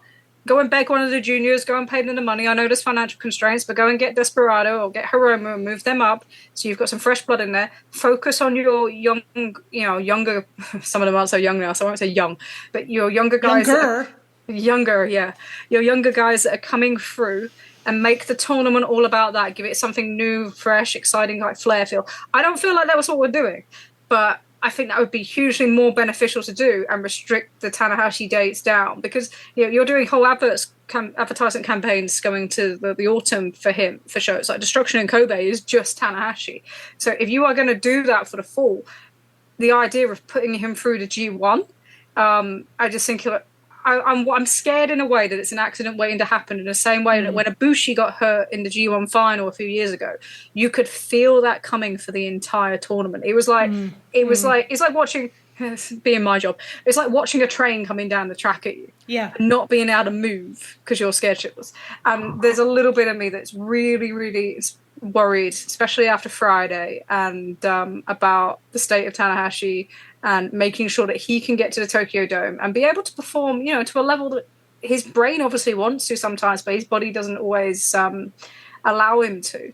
So I don't think there's benefits to him or to New Japan in continuing kind of the current vein of form and having him in the G1. I'm really quite worried about that decision at the moment. And I think they need to think twice about it. And it's hard because you don't see them moving forward at the moment. It is almost like waiting for Wolf is like the catchphrase, right? But and when you look at the decision like today, and I know you're giving Desperado to kind of the Ace Junior year, but to have Kosei Fujita scrappingly win the Best of the Super Junior tournament, not exactly come flying out the blocks. The blocks are all very kind of parity booking. And then, we're not going to do it on Dominion. Last year the juniors headlined Dominion. This year, no, they're not going to be on Dominion. We're going to do the Jun Kasai match, and then we're going to do it in a Korakuen Hall, because the junior or title matches are now relegated to being Korakuen Hall main event fodder, in the same ways that the trios belts used to. So there's lots of other things that they could do to minimize this that they're just not doing, and I think that's the frustrating thing, because we're now at a position where all the mistakes of the past few years are now challenging up, and it could actually, those mistakes can potentially have a huge effect on Tanahashi's health going forward, and that's kind of a scary position to be in. It's not pretty. It's not pretty. And you just hope they get through this next couple of months without anything. Yeah. worse happening. We did have a question from Steve about New Japan. Would it help New Japan Pro Wrestling to be more active in courting native talents from other promotions, maybe offering dual contracts like AEW? Or wouldn't it be much of a shot of new energy given Geto's current trend as a booker? It's difficult because you have this thing in Japan where the people coming in from other promotions are seen as secondary. Yes. So if you look at Kenny Omega and Kota Ibushi, it took them much, much longer to get to the top in New Japan. And it was lesser for Kenny because, foreigners generally have less of these sort of ties. But especially for a Japanese talent, it is very, very difficult to get to the top in New Japan, and it's very, very difficult to get pushed at the top in New Japan. And that will set them all back. There are lots of things that they need to freshen up booking mentality with. It's a struggle between that and the kind of cultural norms in terms of seniority and the way things work as well. So it's not just a booking thing per se. There's also other things that you need to overcome. And then it's having the funds to do so. There's the difference is you could bring Desperado and Hiromu up, but you have to pay them more. You have to pay them as seniors, not as juniors. And that's a big thing that I think is understated, and I think that a lot of folks are missing when it comes to New Japan is the financial considerations of what they're dealing with right now is not pretty. And that's going to impact especially any Western talent. We've seen the issues with Western talent in New Japan leaving for WWE or AEW simply because the amount of money in their contracts is an issue. And I think in terms of getting people from AEW to come in for a period of time, you have to be able to pay them, kind of. I mean, obviously it depends, but in terms of Japanese talent, they are still the biggest payers of anybody in Japan. Yeah. But it's that case of you have to make the right decisions for you. So bringing someone in like Takeshita on the deal that they have, that makes sense. Are you going to take the same risk on, who's been talked about with New Japan recently, like a Shun Skywalker? I guess we'll find out. But they're the kind of questions that you're asking, and who is there available to pick up? Who's going to make a difference to your business? Or are you going to put them into the same cycle where they're waiting in some sort of line while you throw the ball left and right, but not, not to someone new? So it could make a difference, but you would have to do the right things with them too, and you would have to you would have to kind of overcome so many cultural norms that unfortunately are much part of their booking as well. All right, well, that covers our main three topics that we wanted to hit on, and the rest of it is all questions for us, which you guys really came up with some amazing questions, I have to say, and some weird ones too, but you know what? We're going to get through as many of these as we possibly can with as many thoughtful answers as possible. So we're going to kind of start off. I kind of tried to group these into sort of general questions. We had a lot of Hangman Elite AEW questions. So the first one we had was from Josh, which are, what are your expectations from a second Hangman Page world title reign? How do you envision it going? We sort of touched on this a little bit before, but Trish, what do you think your thoughts are here? He's going to get promo time, so that's going to be nice. A lovely change. I think second reigns are generally the most important ones, and they are the ones that solidify you as a top star. And I see this one kind of similar to Moxley's first reign, I think, in AEW, in terms of you've had the one where it was given to you, but maybe you weren't ready or there was other things in play. So very similar to how Moxley was in 2016 in WWE. And this is the one where you figured it out and you're ready to carry the ball, you're ready to carry the company, and they're going to get behind you. And I think I hope that's what we're going to see in the coming months.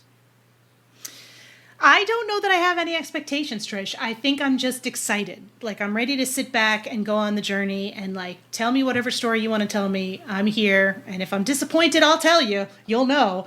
But in terms of my expectations, I don't think it's going to be anything other. I think I'm going to enjoy it. I don't know. It feels like Go on. Go ahead. Sorry. No, you go. I'd say the big thing is so many times AEW is shaped in vision in terms of feel by the person that's on top in the male division. Yeah. We've seen that with MJF. We've seen that with John Moxley. And Page is the one where the way he tells stories is so vastly different from people that are WWE influenced that I'm kind of looking forward to the product kind of resembling that. I am too. I'm not looking forward to the discourse because there's just going to be so many fucking men who are going to be confused, and I'm just going to be over it. But I'm excited because I feel like there's a lot of fresh challengers here, and there's a lot of places they can go with those challengers, and I'm pretty excited about that. So our next question is from Hannah. Do you think Matthew Jackson will ever grow out his chest hair like Hangman Page has? The timeline wants more chest. I don't want Matt Jackson to grow out his chest hair, Trish. I don't want that. I think Matt Jackson should remain smooth. Well, first of all, Hannah's from Portsmouth, so there's more of us. So play up, Pompey. So, the intrepid journalist that I am not, I realised this isn't a question for us, right? This is a question for somebody else. So I asked somebody relatively close to the situation, and I can report that it's very unlikely because it would probably take about a year to happen. And so I'm sorry, Hannah. But you're not that. I'll just say thank God. Yeah, it's not happening. I'm sorry. Hangman remains the chess guy in AEW for now. There you go. And Moxley. Let's not Moxley. forget about that. Yeah. Oh yeah. His is it's pretty pretty big. Yeah. Okay. Yeah. They're similar guys in so many aspects. So they makes really sense. They are. Seth Rich Rogan asked us, you've spoken about the upcoming 2027 contract class for AEW and the risk of the elite and namely Hangman departing the company. There's still plenty of time until then, but has there been a real change in possible outcomes from the recent change in booking, or are people still hesitant? I don't think you can look at the booking of the elite this year and realise something hasn't changed. Yeah. Because if you look at last Wednesday's show, right? You had Paige opening the show, you had the Bucks in the middle, and you had Omega closing the show. And it's kind of funny. There's all this talk about we're moving past the elite, but the elite are now more prominent than they've been in years. They are shaping these shows in a way that we haven't seen for a very long time. And I think there's so many people with a similar mentality, and it's a mentality that'll carry forward once they do go. 2027 is a long way off. The end of 2027, we don't know. We don't know what that will look like. But you can say that things are in a much better place now than maybe they have been for many years in the past, recent years, for sure. I think it's always worthwhile in pointing out that relationships change, and that assuming that anything is set in stone forever is always just not a good idea. So, it's a good thing, I think, to remember. And sure, I do think things are definitely positive. Mark Gallup, our friend of the podcast, Mark Gallup. I remember at the beginning of the year, you two rightly dragged AEW for responding to WWE having Cena's retirement tour and New Japan having Tanahashi's retirement tour with Jeff fucking Jarrett.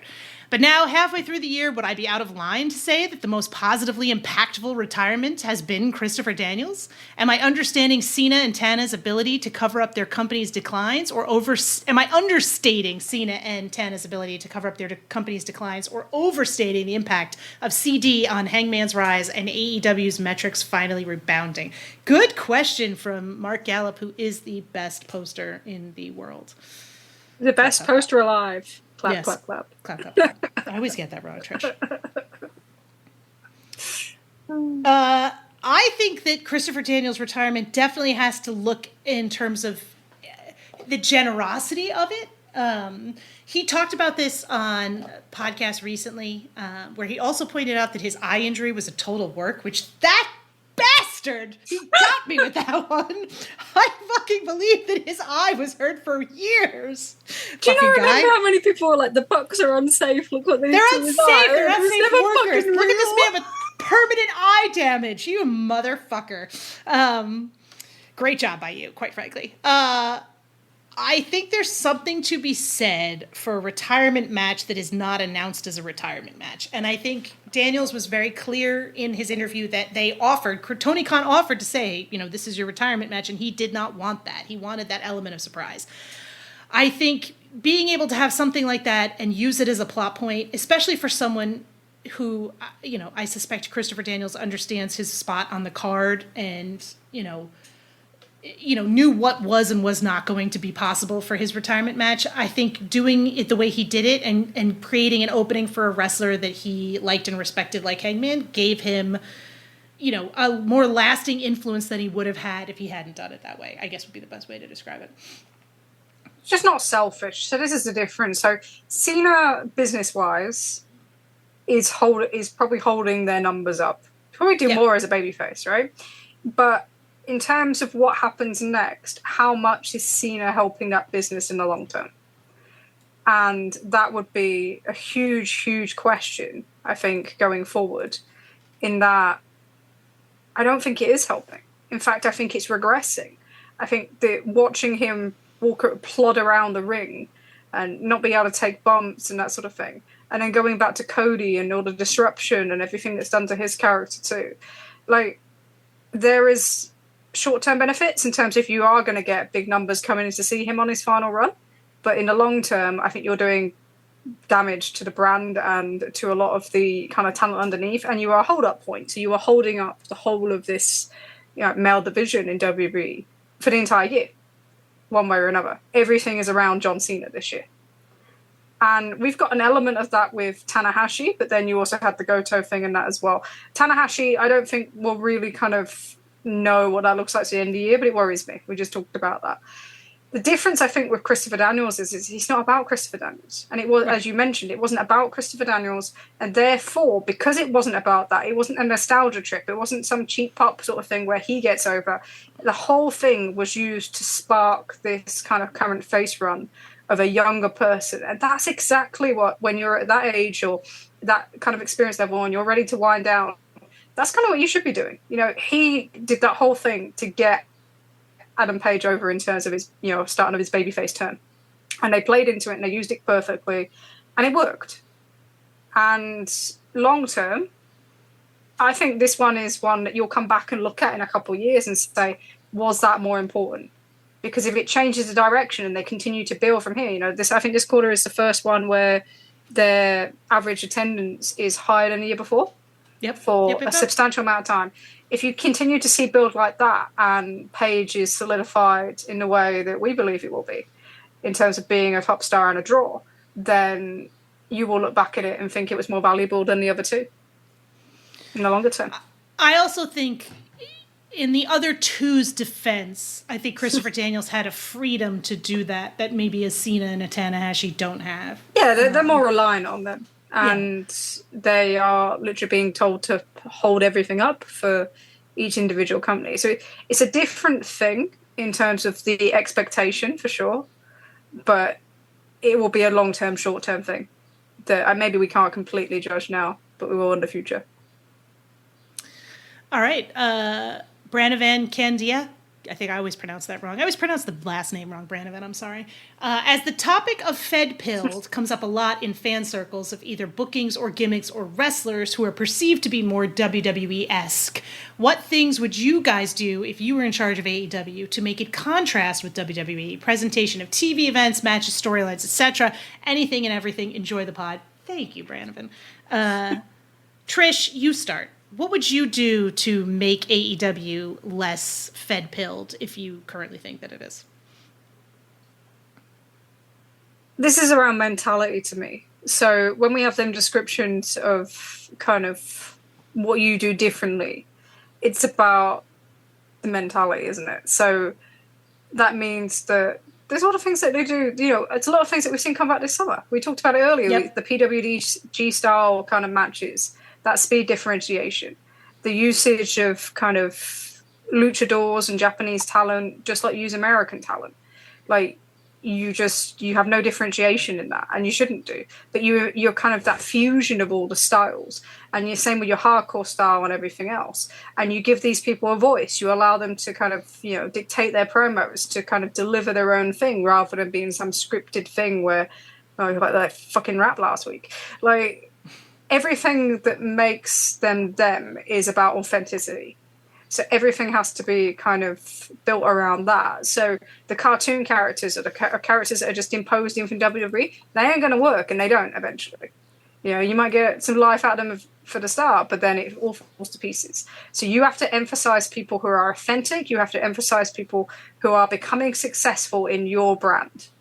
And that doesn't mean you don't hire nobody from elsewhere or anything like that, but it means that they either adapt and they become something different, that becomes something that's AEW, or, you know, they play a lesser role. That's how you avoid being TNA for me. So it's very much about having your own identity and working that out and building around the people that represent that, rather than just taking cast-offs and building yourself around the history, especially of other people. Because that's the other part too, is that there's so much attention in the last few years that's been paid to the history of other promotions rather than AEW. Whereas look at this year, you know, I know you've got the Okada Omega stuff, but the top match on this card, it's not about a feud from another company. It's about history between these two characters in AEW. It's an AEW story. The top women's match on this card is an AEW story. And there's some influence from WWE because of things they've had in the past. But these are AEW characters now. And that's what you've got to emphasize. So your focus should be not to ignore history from elsewhere or ignore things that happen in other promotions, but we're telling AEW stories with characters that are authentic to AEW. I think that's a good answer. I think the authenticity thing is really strong for me. My main thing would be, you know, just because somebody was successful 20 years ago doesn't mean they have anything necessarily new or successful to share with me today. So if the idea isn't good, there shouldn't be this concept of like, well, we have to be super respectful because this person, you know, was in a mid card in a successful company 30 years ago.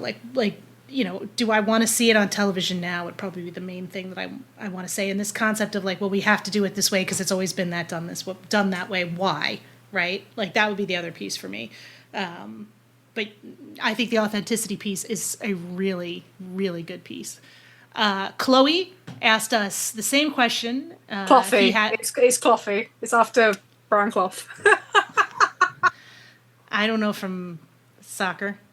Yeah, football, but thank you, yes.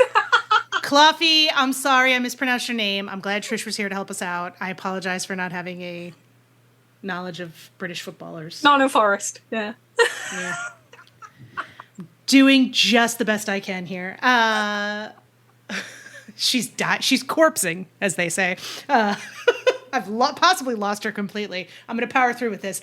Same question he had for the podcast of 2024. Name 3 things you would change in AEW tomorrow.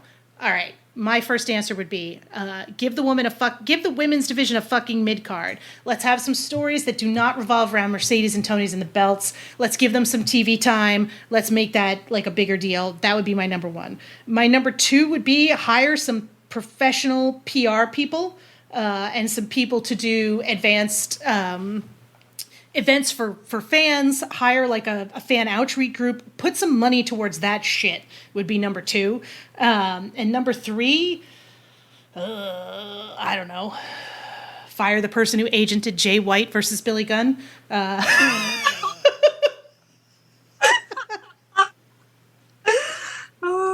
Those are my number 3 things I would do in AEW tomorrow. I'll try and come up with some different ones so I'm not repeating. I killed the best ones. I cherry picked there, Trish. I was so startled by my lack of a knowledge of footballers from Nottingham that I did the best. I freaked out and took all the best choices. Yeah, really simple ones. If you're going to advertise somebody, make sure they're there. That's the Kenny Omega recent example, Mexico City, that sort of thing is unacceptable. Very still. Good. Very good. You know, it's a real benefit if you paying to see, you see who you're paying to see.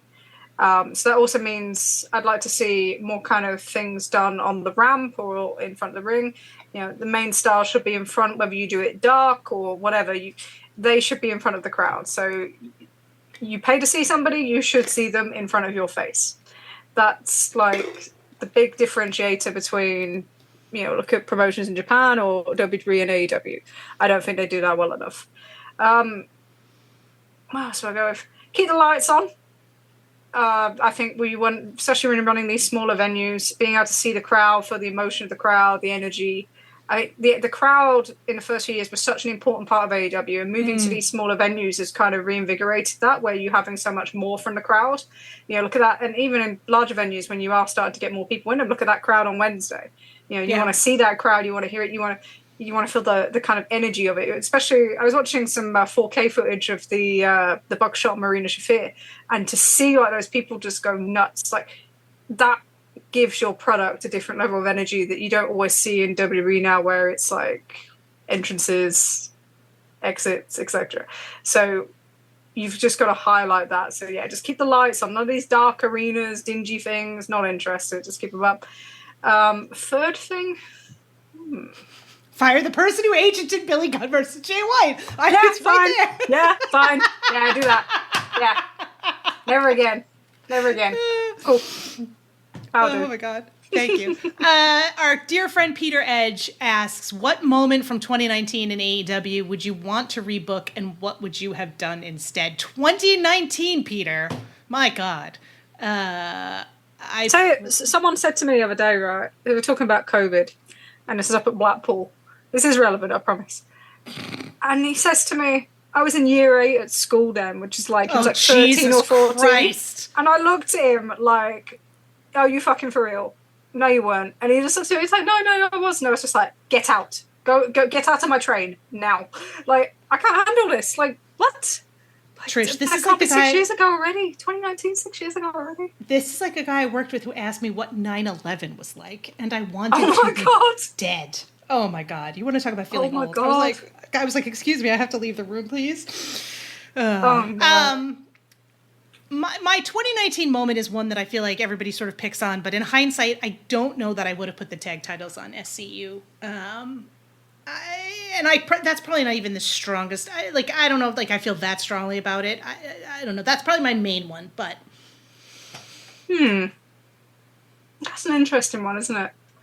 If you put them on, because I don't think the Bucks were ever going to take them, and you can debate that till the cows come home. I don't think that was the worst decision in the world. I think you were looking. I don't think it was the worst. I just think it's one that I would change. Yeah, maybe.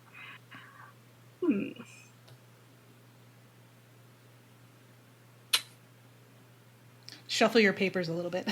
Yeah. So people know you're still there. No, look, the thing is that there's the obvious ones, right? We'll talk about the Nightmare Collective, and they'll talk about the Dark Order debut and that sort of thing. But this was a very young company trying different things. And if you don't try and then things don't happen, then you don't correct, right? Yes. And you don't get the booking that you got in the spring of 2020, was electric.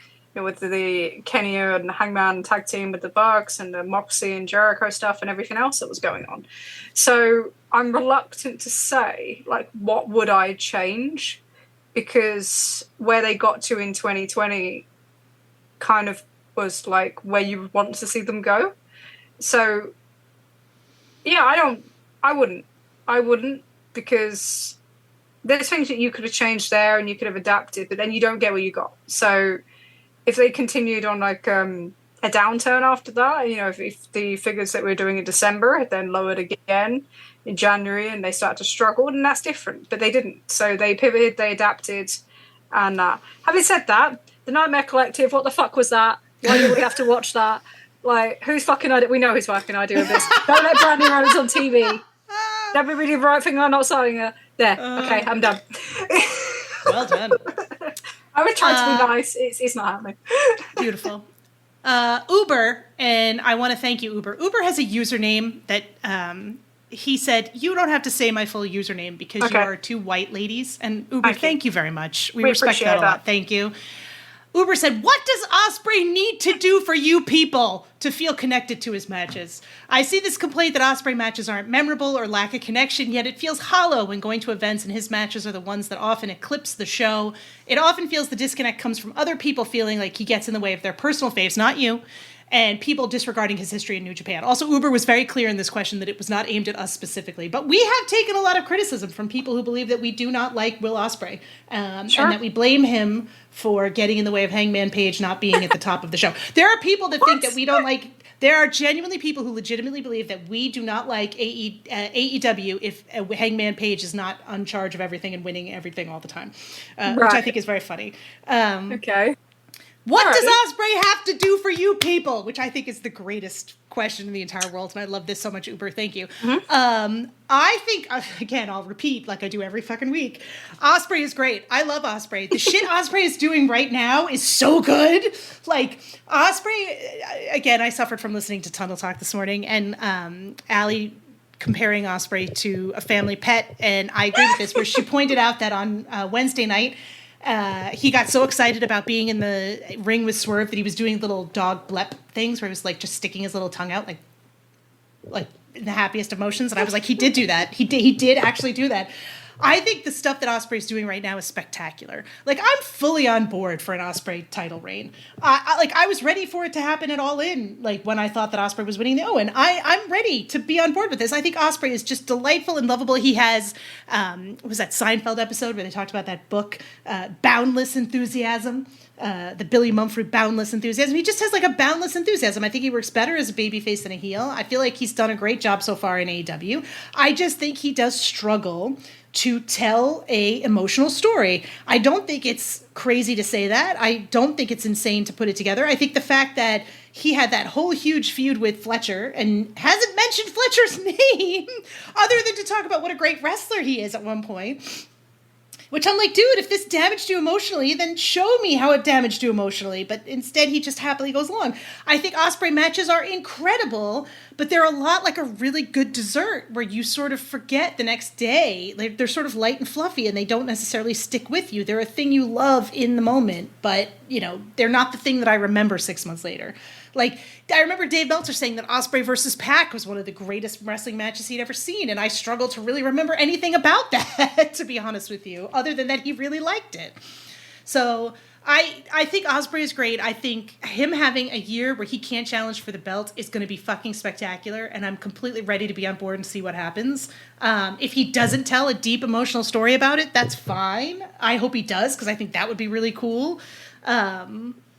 Yeah, I don't know. I think that's the main thing with Osprey is I think people are looking for like an emotional connection with him. He sort of seems to bump along and be very happy and do happy things, and nothing seems to impact him. He's a lot like Bryan Danielson in that way. Like, Danielson's character did not change. Nothing that happened to Bryan Danielson affected him the next week. And I think that's the thing that Osprey is missing. Things that affect him have to affect him next week, and his character doesn't even change in subtle ways. That's the missing piece for me. Yeah, and when you look at Bryan Danielson, you know, how much did that affect some of his opponents that he didn't react to anything? Because him not having any sort of reaction hurts them more because it makes their victories or their moments feel worth less. And that's a similar thing that we'd like to see here, is that I think you're right. So if you look at the structure of the way that the Page Osprey match was built and the way the structure of the match matched the structure of the program. And I don't always feel that way about Osprey.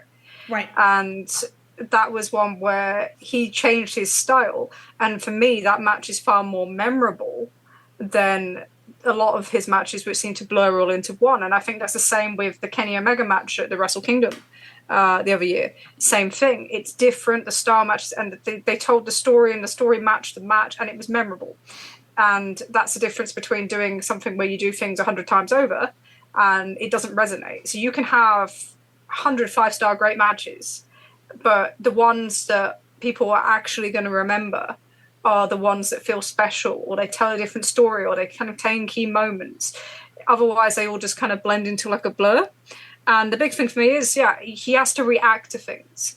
And I think with the way that you're doing the thing with Swerve and Osprey now, you can see where that could come, that we're actually going to finally get one of those stories. Whereas everything so far, when he loses, it's like, it's okay, because I win the next week, and I'm back, and it don't mean shit. And that's not just an Osprey problem. We've seen that Adam Cole is probably the worst example of anybody. He's the worst offender of that, because he even turns heel, comes back, and he's like, I'm a babyface, guys, hi, hey, like, you know, it's like one of the Muppets running around every fucking week. It's no offense to Adam Cole, but it's like nothing. You're not building on any of that history. You're not using these things that happen to you in your character journey to push your character forward. So you stay the same. You're static. And that doesn't mean that you're not over. It doesn't mean that you don't have an attachment with the fan base. But there's a huge part of the fan base that needs more. And I think that's something is maybe a little bit more of an AEW thing than something you may have seen in WWE.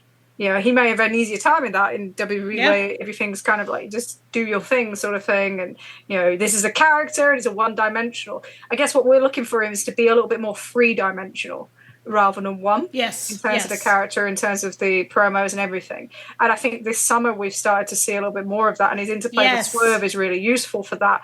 And, you know, Swerve and Paige are very good at bringing that out of people.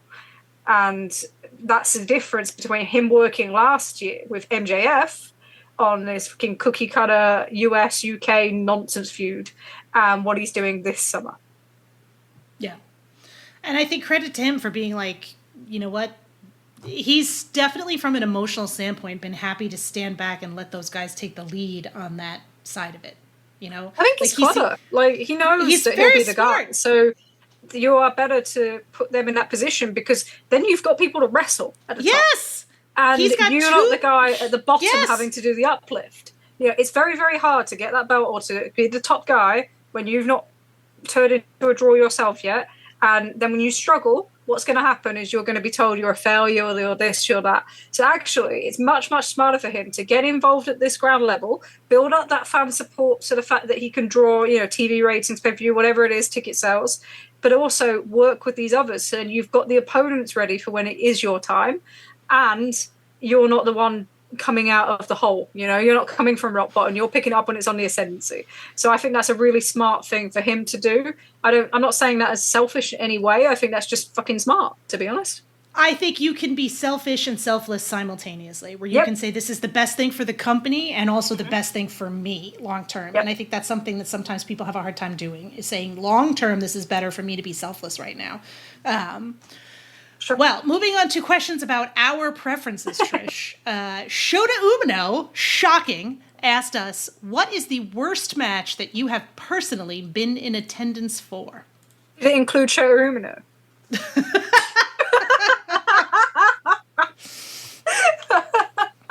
No, that's harsh.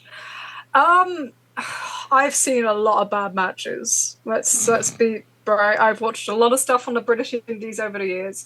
There's a couple that I can think. There was one in Southside in Nottingham where they had a comedy guy replace Madman Manson, and it was so bad that he spent the entire match apologising to the crowd. And the one I'm going to go with was there was a Battle Royal in UKW, which amazingly produced Leon Slater, which is probably because Liam Slater took over the training there. And this Battle Royal was so bad that I was so scared that somebody was just going to die. Like, they were doing dives to the outside, but they collapsed like midway through on the rope, and it was just a chaotic, complete and utter mess. And the problem that even was is that sometimes, you know, the tribalism that you see in like around WWE and AEW and New Japan, well, that goes so far down into the indies that everyone in this building thought it was the greatest fucking thing ever, and it was the most complete car crash I've ever seen. So, yeah, UKW is my pick. There you go. I don't know about the worst match I've personally been intended for. I would say the match I absolutely hated the most, and that people are not going to like this, was Kojima versus Punk at Forbidden Door. Really? Oh, I hated that so much. You remember how angry I got? I was screaming obscenities. The man in front of us thought I was going to do something violent. I was so... He did. I was like so zen about like, oh, I don't care, whatever, this will be fine. And then I got in there and I was like, I hate this match so much. And it wasn't... I don't think I could argue it was bad, but it just... I think that's probably how I can have an emotional... I can have a positive emotional reaction to something that I think someone would qualify as a bad match. And I can have a bad emotional reaction to something that people would say was technically a good match. And that's probably something more interesting about how I watch wrestling. But anyway, that's mine. The next question is Pontiff MJ. Howdy, Trish and Sarah. I hope you are both having a wonderful day. We hope you're having a wonderful day too, my friend. Before I start, I want to let you guys know the further question. I'm assuming that your favorite wrestlers are Naito for Trish and Orange Cassidy for Sarah. Thank you, Pontiff MJ, for paying attention. Yes. And listening. For my question, I would like to ask, if you were stranded on a desert island and could only bring along 3 Naito matches for Trish and 3 Orange Cassidy matches for Sarah to watch, what 3 matches would you choose for your wrestler, and why did you choose them? Oh. I'll go first. Okay, please do. 2016 G1 Kenny Omega. I think that one of Naito and Kenny Omega's best opponents are each other in New Japan, and that their interactions are underrated because there's so much talk around, obviously, Okada and Omega, and then everything else with Naito and Okada. But I thought that was absolutely magic, and it's probably one of the better illustrations of how good Naito was athletically on top of the character work and everything else that he was doing.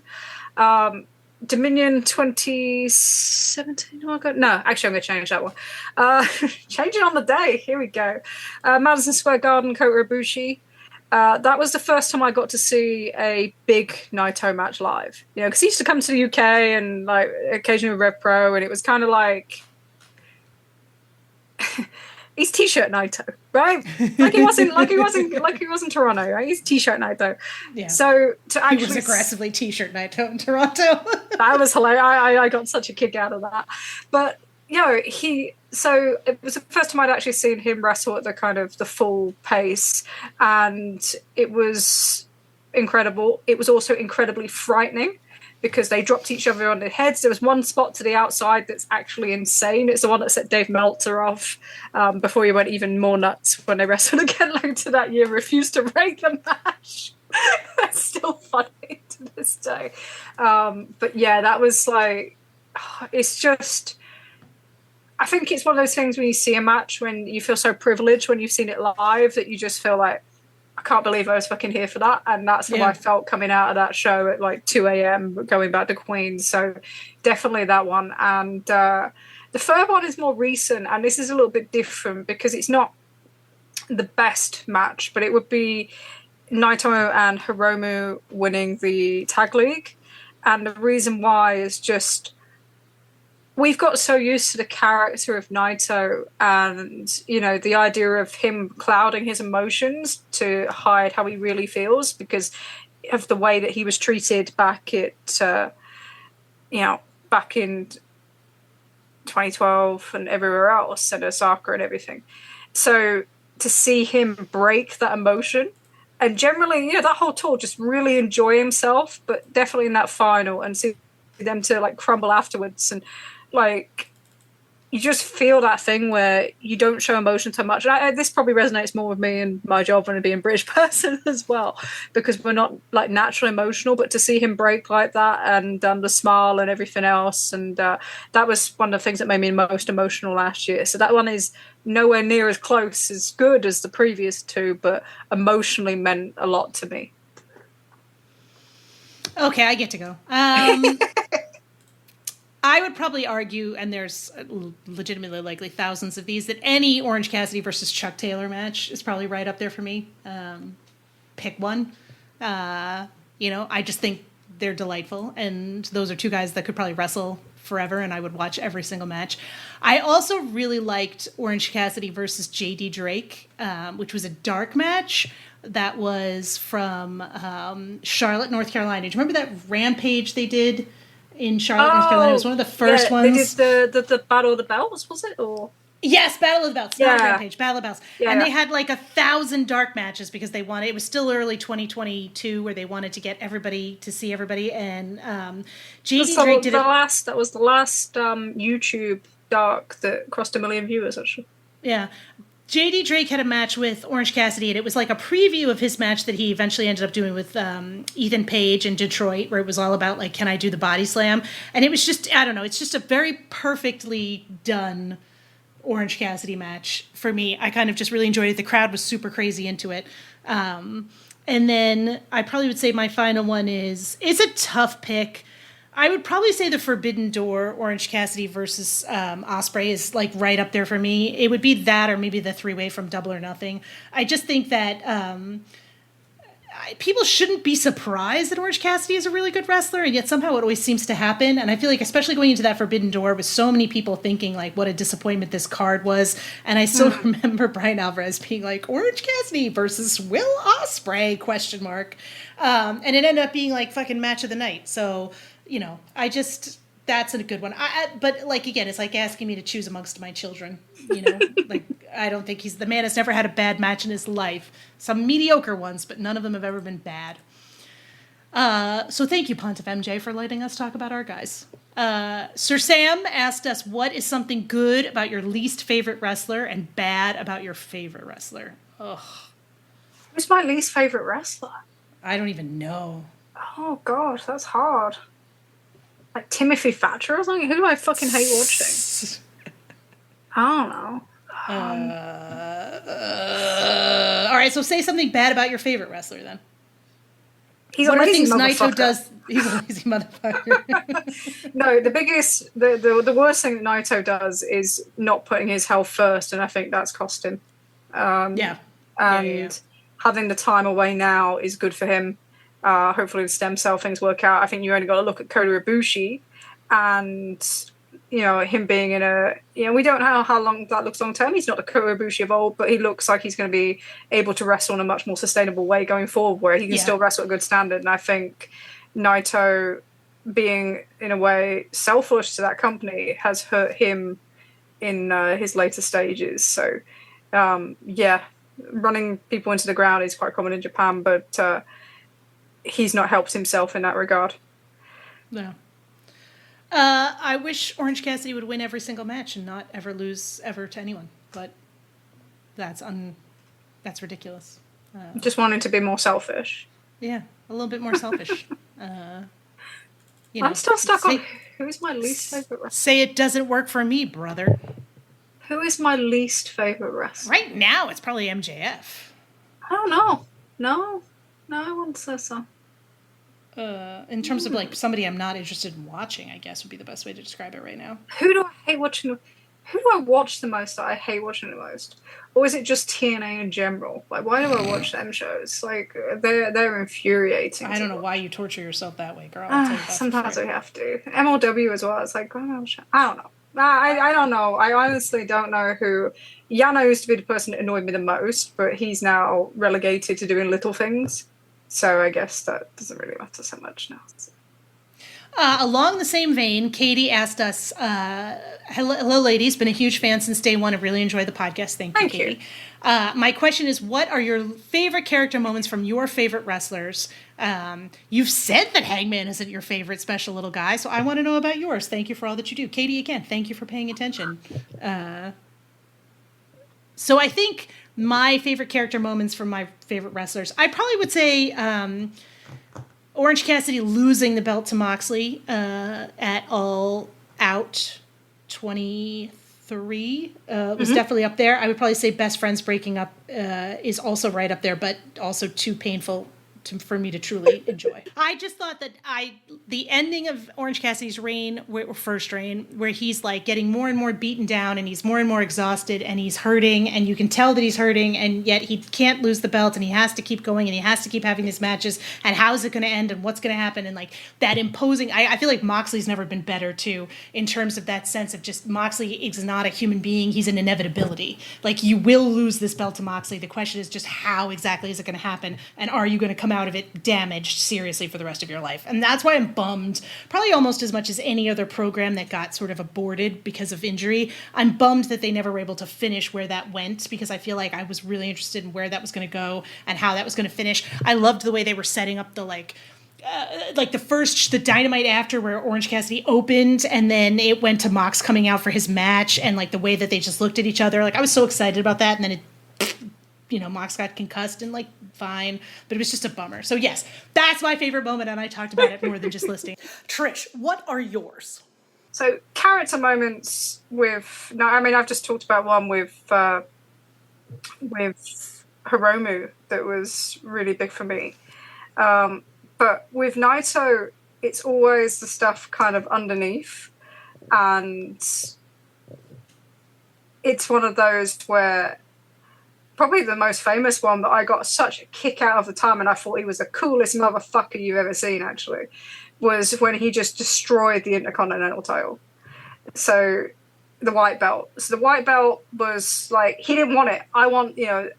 It represented the failure of him to be able to capture the top belt in New Japan, to have been rejected at the top stage. It was the belt that was put above him in the main event when they were relegated to the semi-main event in a fan vote. So he has this severe hatred for this fucking thing. And he just destroys it. And it's really when he started to get really, really over with the crowds. And eventually, he drops it to Tanahashi at Dominion, and Tanahashi's going to rescue the belt because he's a good babyface. And it's that match where the crowd kind of starts to switch, and you start to get this flow of support between Naito and Tanahashi, even though Naito's playing the heel. But that was one of those things that you wouldn't do it on paper 9 times out of 10, but because they did it with him at that moment, it worked, and it really was the thing that set him up for his big run. So that was it was phenomenal. And to see someone do that in Japan, it's so against respect and everything like that. It was really fucking cool. That was cool. I think that's the way to look at it with it. Yeah, what it was. All right, last question, Trish, because we've dominated this podcast for the last 2 hours and we have to go home. Brokenhearted asked us, I know it's super early, but what are 1 to 2 predictions you have for wrestling in 2026? And it can be about any promotion. Oh, we could go dark. We could go light. What do you think could possibly happen with wrestling in 2026, Trish? Here's mine. New Japan will go back to Tetsuya Naito by the end of 2026. Ooh. By the end of 26 or by the end of 25?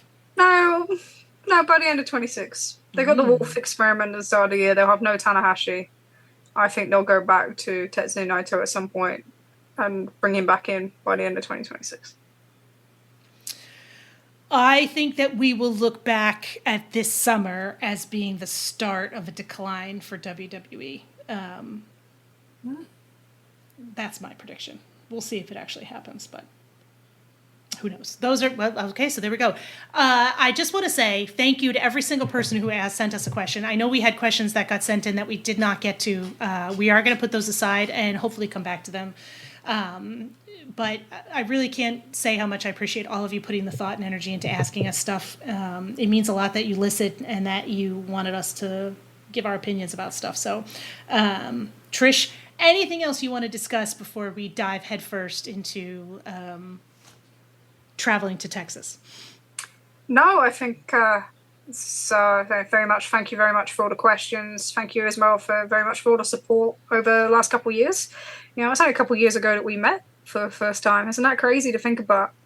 It's really fucking nuts. It's nuts, and now we do all this, and the amount of people we get to work with who support us, just the comments, everything, just really very much appreciated. So, being all sentimental before we head off. But you are being a schmooze. I know, for a British person, that's pushing the boat out here a little bit. But no, thank you. We really do appreciate it. It does mean a lot to us, and hopefully you get something out of this. It's kind of cool that you do, to be honest, to me. Yes, for me too.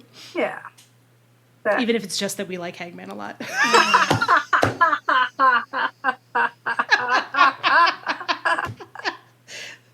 Well, judging by how many people are buying tickets for this show this weekend, so do a few other people as well. Yeah, and if anybody's on the internet arguing that they're not doing a fucking good job and that all it is a failure, tell them to fuck off. Yeah, right. I think that's perfectly a good way to close this show. Quick order of business as well is on Wednesday I will be on the Pollock and Thurston show on Post Wrestling. Thank you very much to John and Brandon for inviting us to do that. That's it's pretty cool. So please. I'm gonna spam the chat. God, look at how cute she is. So I was going to do a real professional plug there, and you just demolished it. It was a very professional plug. Yes, but no, please come and check in at I think around 6:30 Eastern for that one. And then on top of that, we will have new Social Suplex newsletter, hoping to be out on Thursday this week ahead of All In. You can also catch up with all the other shows on our network, including the amazing Tunnel Talk with our producer Leah, which comes out every Sunday. You're smiling at me like, yay, you actually remembered to plug this week. Every Sunday, where you can listen to them break down the best breakdown of all the stories, characters, and everything else, including Puppy Dog Will Osprey in AEW. You can also listen to all the other great shows on our network on Red Circle or your podcast provider. Join our Social Suplex Discord and interact with all the hosts and other wrestling fans there. And also you can find us on social media at Trish and Sarah on X, on Twitter. Fucking X, man. You can find us on Blue Sky for our own acronyms, because Sarah has demolished the website one, and the podcast one is never going to get fixed. It's fine. We'll live with it. Or you can also email us at trishandsarahpod@gmail.com, trishandsarahpod@gmail.com. We will be back in 2 weeks' time, where we're going to have a multitude of shows to discuss. We'll be at the start of the G1 and the start of 5-Star Grand Prix. There is just... It's a busy old summer. It's a busy old summer. We're obviously going to talk extensively about Saturday night's main event. Yeah, we are. We're going to talk about Saturday night's main event, all right, but it ain't on WWE. Yes, we will be there to report on our experiences at All In. Yeah, I'm looking forward to it, Trish. And I get to see you twice in like 2 months as opposed to once a year, which is my standard. Yeah, that's having to power too much for me, to be honest. But we'll see how you go. I don't know about that. But no, for anyone that is traveling this weekend, safe travel, and very much hope you enjoy the show. Stadium shows are a lot of fun, so yeah, look forward to Saturday. All right. Well, until then, I have been Trish. And I have been Sarah. And thank you for listening, and thank you for your questions.